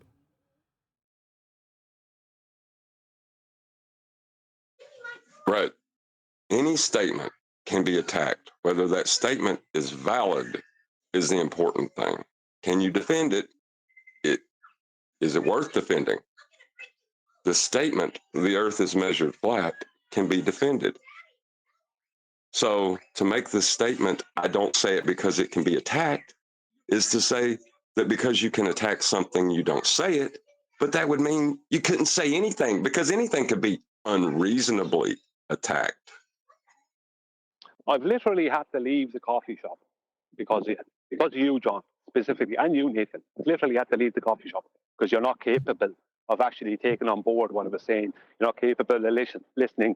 You're trying to catch me on stupid gotchas and make up straw man arguments and just basically, even though I told you 3 or 4 times, look, I don't want to be going into it. I'm in a coffee shop. You wouldn't let it go, right? You have no idea what my position is on it, right? That's why you need to straw man me. Or you need to straw man me because you can't beat my position. And I don't really give a damn whatever. I restated your position I don't really care, at the John. beginning of my If conclusion. you use that statement, I won't be using it. I restated your position at the beginning of my conclusion, Brian, and you're saying I didn't hear you? Nothing because you Are don't you know serious? my position. You weren't able to give me my position. I don't make that statement because it can be attacked. I don't make that statement because it can be attacked. Brian's logic. In quotes, dude. Correct. Yeah, that's correct. That's exactly what I said. And then I gutted that statement and showed how it was invalid. Yeah, I did. You didn't gut anything. I invalidated. You didn't gut anything. What did you do to invalidate it? any statement can be attacked. The point of whether the attack is reasonable is what matters. Yeah, don't listen to it because it's Brian, No matter you're what way, yakking straight I'm not through interested, him. Nathan. I You're don't care. yakking straight through the I top don't of care, him. and I'll keep doing it, and I keep doing it. I don't care. You want to have it? You wouldn't listen. You wouldn't let it go. Would you let it go? You wouldn't let it go. Now I will cause you trouble. Try it one more time. The statement, when someone says, I won't say that because it can be attacked, means that they shouldn't say anything because anything can be attacked. The point is it reasonable to attack? What was my Yeah, rationale? there you go. What was my rationale There you go. then, John? Talk through it, What was my Brian. rationale? Just talk through What it. was Being my unreasonable. rationale? What was my rationale, Nathan? Either give me my rationale or I'm just going to leave the call. Because it means I'm only wasting my time now. Because flat earthers attack it, Brian. Flat earthers attack that statement. That was your rationale for why you don't say No, it. that wasn't my rationale. Yes, it is. That's what you No, it said, wasn't. Brian. That's not what I said.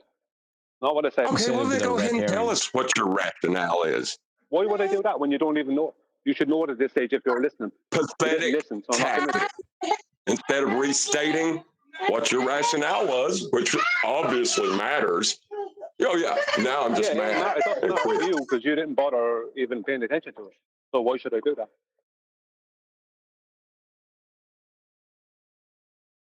So, in conclusion, if you make the statement that you won't say things because they can be attacked, you better make sure you understand what a reasonable attack is and what an unreasonable attack is. Because if you don't say something because it can be attacked, you'll never say anything.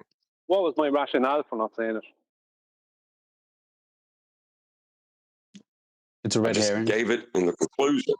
You didn't give it because you don't even know it. When I asked you a minute ago for it, you had to ask me. Well, why don't you go ahead and say it, Brian? If I'm wrong, go ahead and tell me why I'm wrong. After about 5 times saying it 5 times, why should I have to say it? Okay, you ruined my coffee.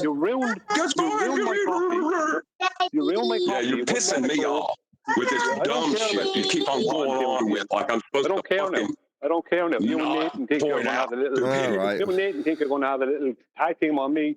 You're not getting away with that. I don't let that go. A tag team. You don't even know my rationale. Neither do you, Nathan. You couldn't even restate my rationale, even though I gave it 5 times. People will focus on it rather than the argument in hand, and if you use horizontal rather than flat, they can only attack. That would be subverting your entire argument. By the way, the fact that it's horizontal. Response from John: they can attack any argument, just like they could attack horizontal if you rephrase it from flat to horizontal. No, so but then they're addressing the argument. Then they're not addressing how you're stating the argument. That's the difference, Nathan. Because of what they're not doing. You couldn't even take it on board what I was saying. It's ridiculous, Nathan. Okay, it's still a valid argument. You just pre-assume. Your problem with you is you're pre-assuming I'm wrong. We're all stupid. It's a valid argument. Can anyone state Brian's rationale? It's so important, the rationale. It is, John. Let me get on my soapbox and preach about this stupid rationale instead of addressing a damn word I said, and then I'm not supposed to get upset. So, I don't know. Go ahead and say whatever, I guess, because it don't matter. It can be attacked. John, someone can attack me on this term horizontal plane. They could say it's not, it's a globe. They could say something like that. But if someone wants to attack me on how I'm stating something, as opposed to addressing what it is I'm actually stating, that's a different matter. That's why I don't use it, and I won't be using it. Now, you can use it all you want. I don't care. I won't be using it. And all the peer pressure from you, Nathan, and everyone else won't make that happen. You understand? Get that into your heads. There's no pressure. It's just right. I never told you had to use it, Brian. You're saying you wouldn't say it. It's you're the one that's saying you wouldn't say it. I never told you to say it, genius. You're an idiot. Sorry about that. What was that, John? Look, before we end up in lots of personal attacks, right? No. What was that? What was that? What was that John called me? I never told you you had to say it, Brian. You're an idiot. What was that? How about that? What was that you called me, John? Come on, let's just stop. No, we won't stop. You didn't want to play fair earlier, Nathan. So we won't be fair. stopping now. Hold on, just stop a second. It's not about fair or unfair. It's about if it's a Yes, valid it is, argument. Nathan. Oh, I'm getting rumpused. It is. Getting rumpused. It's not about fair or Not unfair. rumpus here. It's about You're- second you're attempt at telling the lies. same statement. Not about whether it's fair or not. It's just about whether or not it's a valid argument. That's all that matters. No, fair. We're talking about what's going on here. That's fair. We're not talking about your stupid measured flash, Nathan. We're talking That's about what we're what's arguing going about. on here, Okay. not your stupid statement. That's a red herring. Red herring from That what? can become a red herring. Used as a red herring. Okay, how is it? Well, tell us. You're just rock on with it, you dumb shit. No need.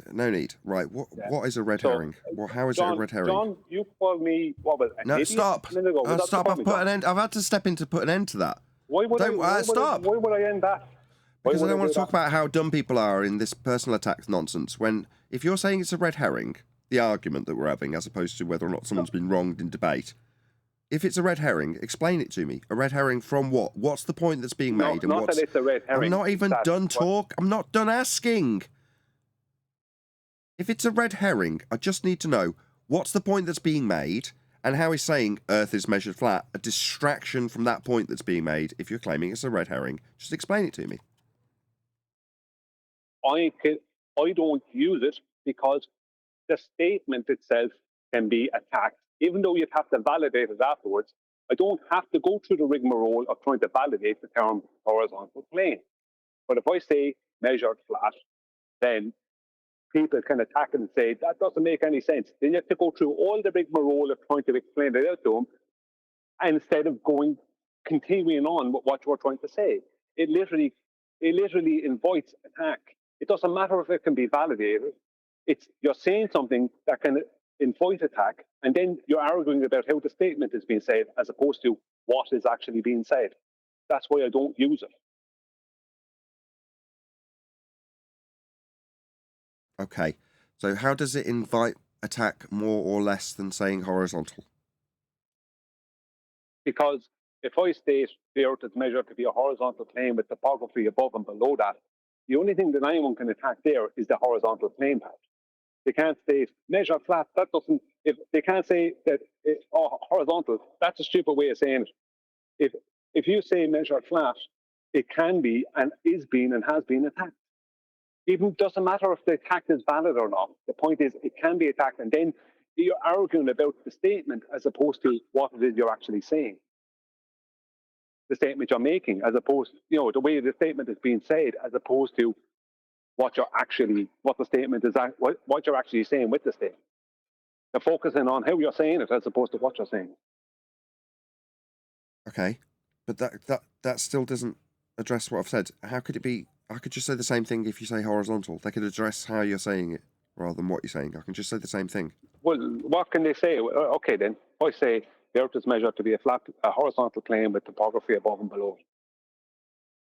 No, horizontal means curving with the globe of the Earth. Yeah, but the statement itself, they're attacking what I'm saying because they're saying it's not horizontal, as opposed to attacking the way I'm saying it. That's no different to if they did that when they say it's flat or I say it's flat. The attack is no different. No, it is, because if I said what I just said there, if I said that to someone like lumpy gas in a vacuum or someone else, they're not going to argue how I've said what I've said. They're going to argue what it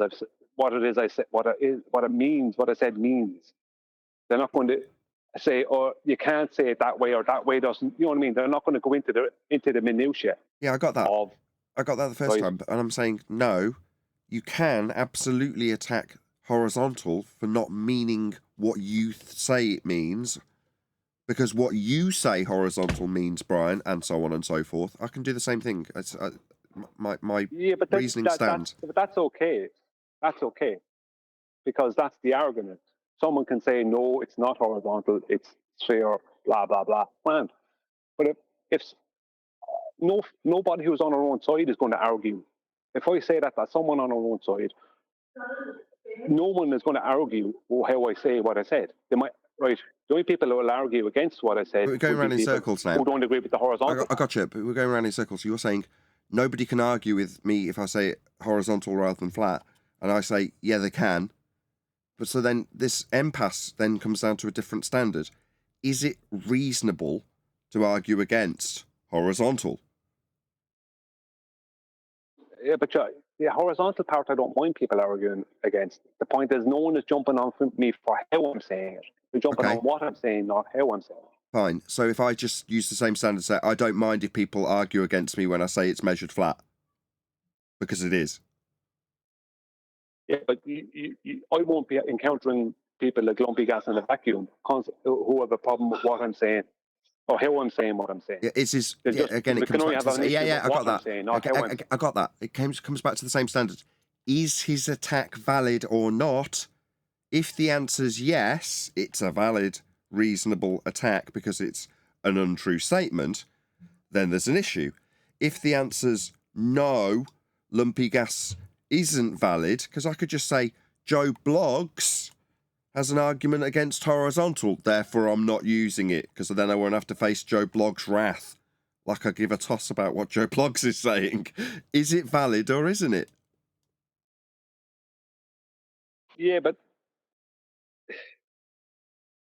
if you want to argue about how whether the statement is valid or not, okay, you can do that. I'm not going to be doing that. I'm only going to argue about what the statement is, but what it is being said as opposed to how I'm saying it. If you want to argue about how you're saying something, okay, you can do that. I got you. You know what I mean? That's up to you. Gotcha. I'm going to have to hang up for a minute. I'll be back in a while. I'm just about to run out of power on my phone. No worries. So the statement that you make is not that did not make a lick of sense to me. I'm sorry. But that's fine.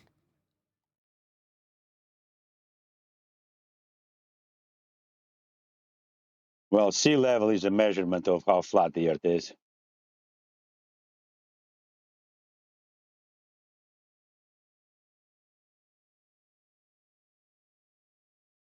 We could rehash this again, but everyone's gone silent because no one wants to. 23. It's like pulling teeth. It's pulling teeth is what it is. It's like, I want to argue because I want to argue. No.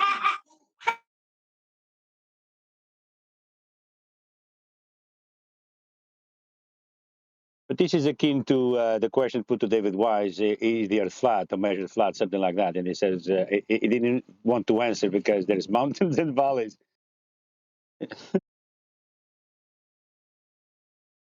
But mountains and valleys ain't the Earth. That's part of the Earth. It's not the Earth. It don't even make sense if you say that. You know what I mean?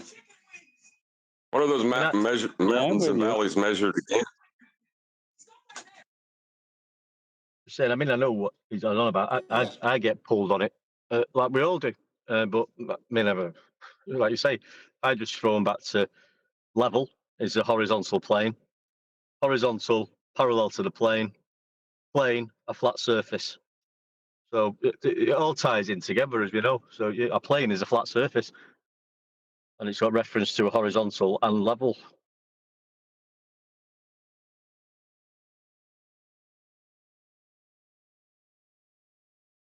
It's one of the dangers of this subject when you get over pedantic and you think within your own statements you have a valid argument because you've not broken down the standards that you're using.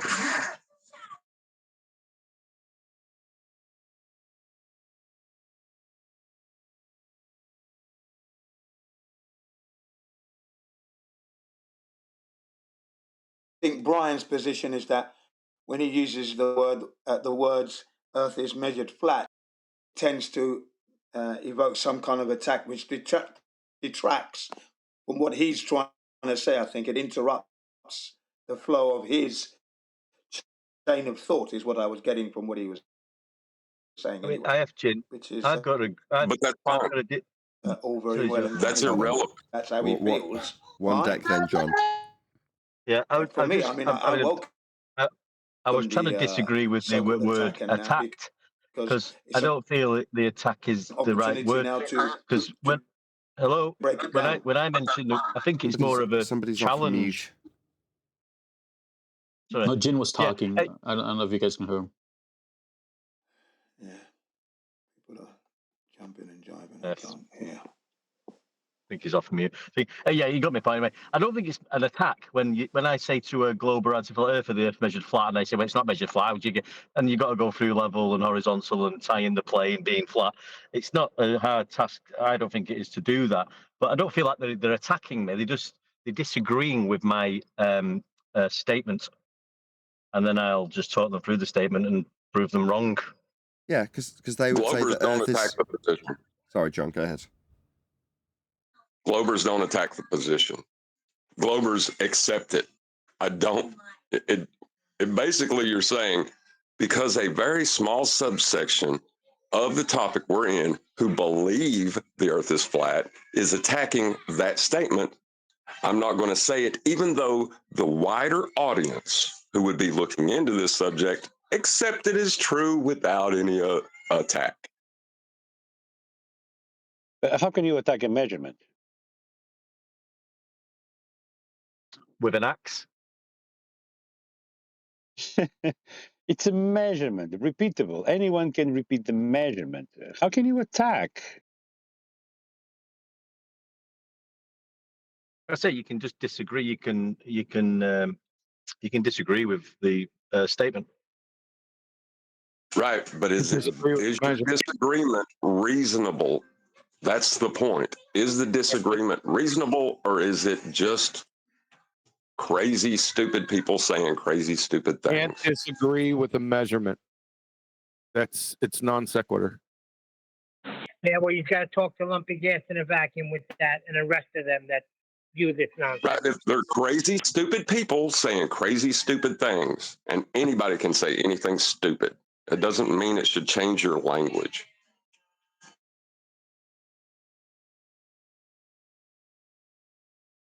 Did I start all this? No, you didn't start this. All right.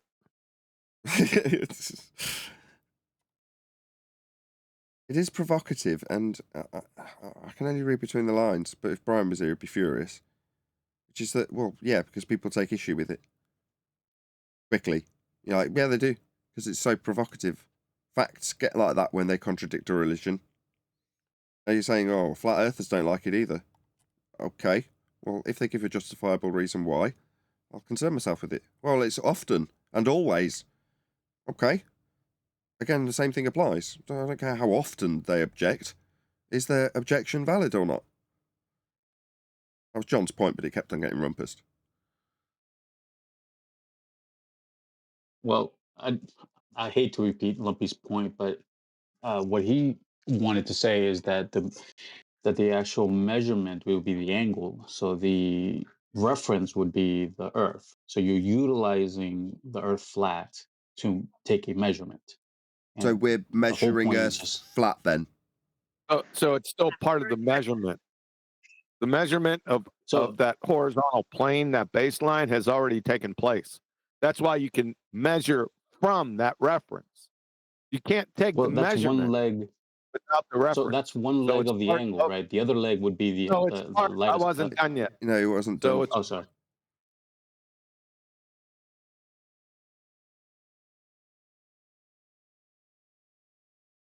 Do I need to go through it again? You didn't get to complete it. You got talked through. Someone who wanted to put Lumpy's point didn't want to listen, it seems.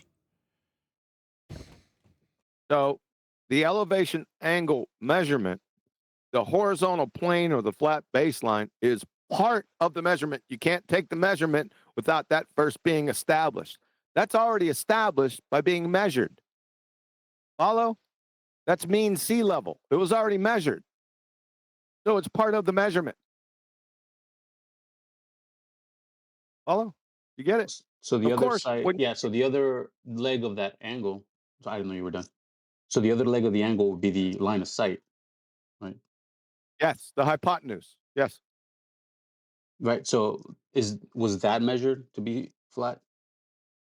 The hypotenuse isn't flat; it's straight. Right. So it wasn't. So it. Yeah. So this is the conversation we get in if you use the word measured flat. You start talking about how the measurement is obtained, and so one leg of the angle would need to be measured flat or measured for flatness, right? That's another thing that they bring No, up. horizontal And plane. It was already done. It's mean sea level. It was already measured. That's what I said.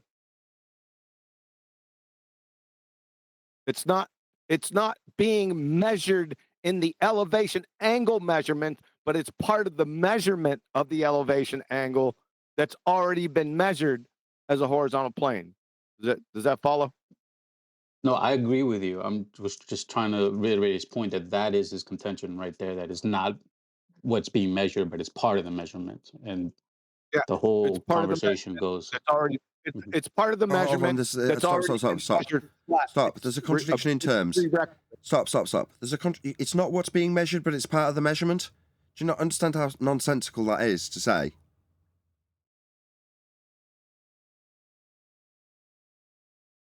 It's not part of the measurement, but it's part of the measurement. Who are you It is the talking to? measurement. Who are you talking to? The guy said, well, Lumpy's position is that it's not part of the measurement, or it's not the measurement of Earth. It's just part of the measurement. Yeah, it's part of the measurement of Earth, and it's flat. Yeah, there's some nuances but- here. Has to do with language. Right, but he's saying you're not measuring for flatness. That's another point. Did I say Earth's measured for flatness? So he's repositioning his stupid argument into something that I'm not saying. Correct? Yes. Right. So do I say Earth's measured for flatness with elevation angles? So basically, when his dumb shit argument comes apart, he strawmans me with something I'm not saying. I gotcha. Yeah, that's what we get from irritating dumbasses who don't understand the statement that's being made. Not incorrect, but it's not me stating that we measure for flatness. No, I'm not saying that. But we're not measuring for flatness, therefore it's wrong.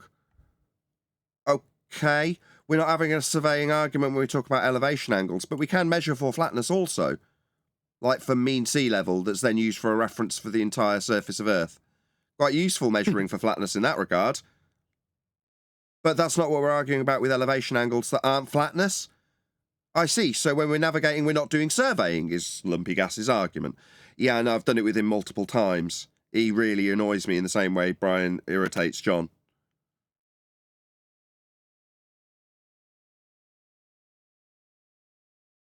No, an elevation angle's not measuring for flatness. That's right. But we are definitely measuring Earth flat. It's a prerequisite for the measurement to take place. Yes, I wholeheartedly agree. When you guys were first putting this out in my mind, I thought that the part that was referencing measured flat was between the two ground positions. So you have like a linear measurement that you're getting from this from celestial navigation. No, that's a calculation after the fact. So the angle measurement's the only measurement. What's the measurement? What's the number? It's a number in degrees. What's the measurement in terms of its actual description? What is being measured? An angle between the surface that's flat and a light in the sky. Two straight lines to form an angle. That is being measured with respect to Earth and its surface. It is a flat Earth measurement. Why is it a flat Earth measurement? I can summarise that with quite a catchy little statement. Earth is measured flat.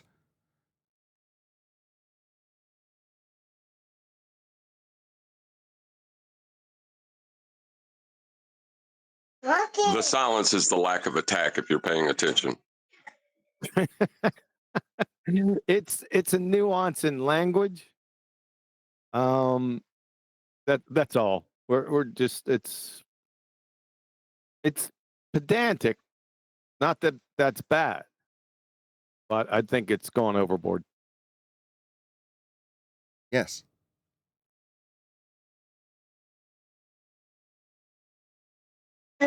It's where you try to convolute the meaning with the meaning of the meaning with the meaning, and you just keep looking for a problem that doesn't exist. That's why.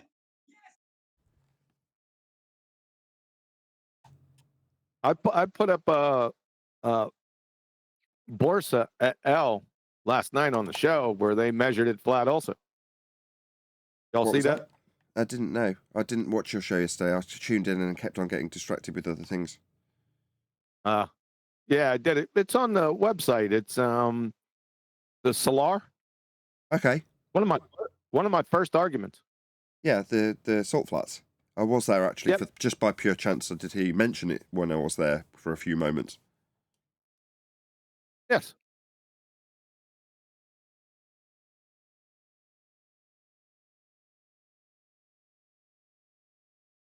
But are we just specifically talking about the elevation angle? It's real simple. The reference must be flat. The benchmark must be a horizontal plane or flat that's already been measured. Follow? That's a prerequisite to even take the measurement. You can't take the measurement without first establishing the benchmark. Follow? Yeah, you've got to have if you're going to be measuring with respect to a horizontal plane of reference, you've got to have a horizontal plane of reference. If you haven't, it isn't an angle that's being measured. Exactly. Yeah, and now these caveats aren't caveats, they're expansions on a very simple statement. They're not necessary. They're being done because we have to labour the point when we describe how something's measured when it's a fact? I don't know.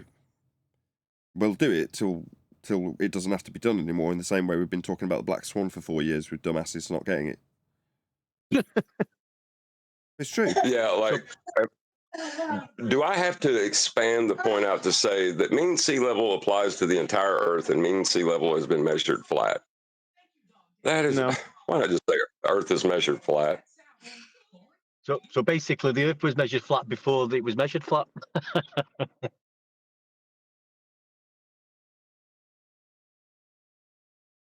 It was measured flat in the first place for the Cartesian system that we use for navigation.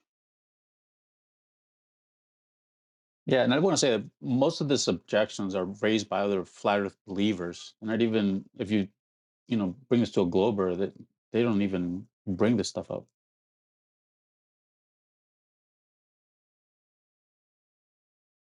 It's inherently built into their rhetoric. It's so biggie, it's flatty, you know? It's locally flat. They're not allowed to use the word flat.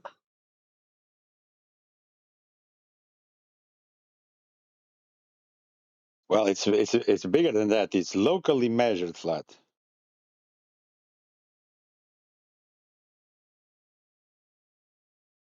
What define local? Well, if I have a segment of a horizontal, does that mean if I continue out the horizontal that the segment is no longer horizontal? Like, well, I don't get that statement. It could if you're on shrooms.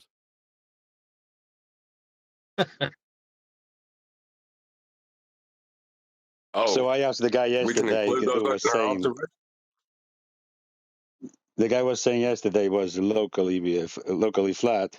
I asked him, an international flight, level flight, is it level flight just locally or is it level flight throughout? He left the room. What do you mean by local? I asked that second time. Okay, let me rephrase. What do they mean by local? Did they ever say? The visible boundary, what you can observe. So what you can observe is measured flat then. What you can observe? That's too vague. I think one of them, QE, did some flat semantics. And One the of them area did, from but your immediate proximity, would that be the one? I'm just saying, Jen. I think somebody gave it maybe. I'm sure they gave it 3 miles when I asked them. Well, that would be incorrect because the Solar is 100 kilometers or 62 miles measured flat. So that's a lot of locals.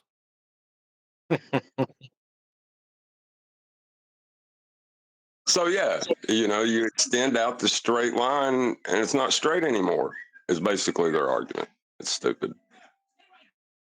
Yeah, it's too biggie.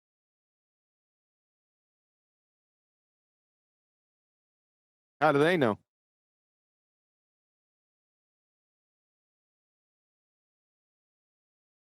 Oh, they appeal how to other people, consensus, future. How biggy is it?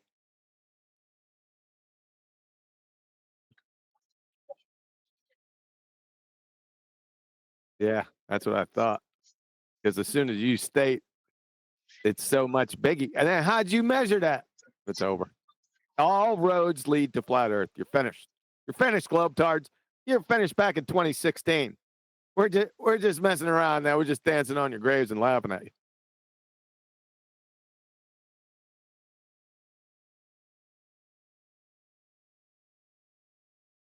I thought Thunderfoot was better. With our heels kicked up with a big stogie. That's what's been happening for the past 4 years. Technically, I've had my feet kicked up from the beginning. By the way, Finally, stop my GPU from crashing. don't worry about your computer. This is a philosophical point. I mean, NVIDIA dropped a load of updates on it, and then it altered all of the settings, so I've had to go back through it and make it right again. So I was just testing it, and it was crashing all through this discussion. Now I've got it to not crash, which is good. Thanks. As a philosophical point, though, as a philosophical point, could it be that when you question what you already know with an if statement, you're already into being an idiot? Yeah, run that by me again. Like if I put a measurement in an if statement as if I can invalidate the measurement itself with the if statement, that would make me a moron, wouldn't it? Yeah. Right, time to round out. With that, another huge, massive, enormous thank you to both Discord and G+ panels for making today's after show possible. And of course, a massive thank you to all of you for liking, commenting, sharing, subscribing, joining as a Nathan Oakley 1980 channel member, and all that good stuff. I've been Nathan Oakley, and I will see you all in the next video.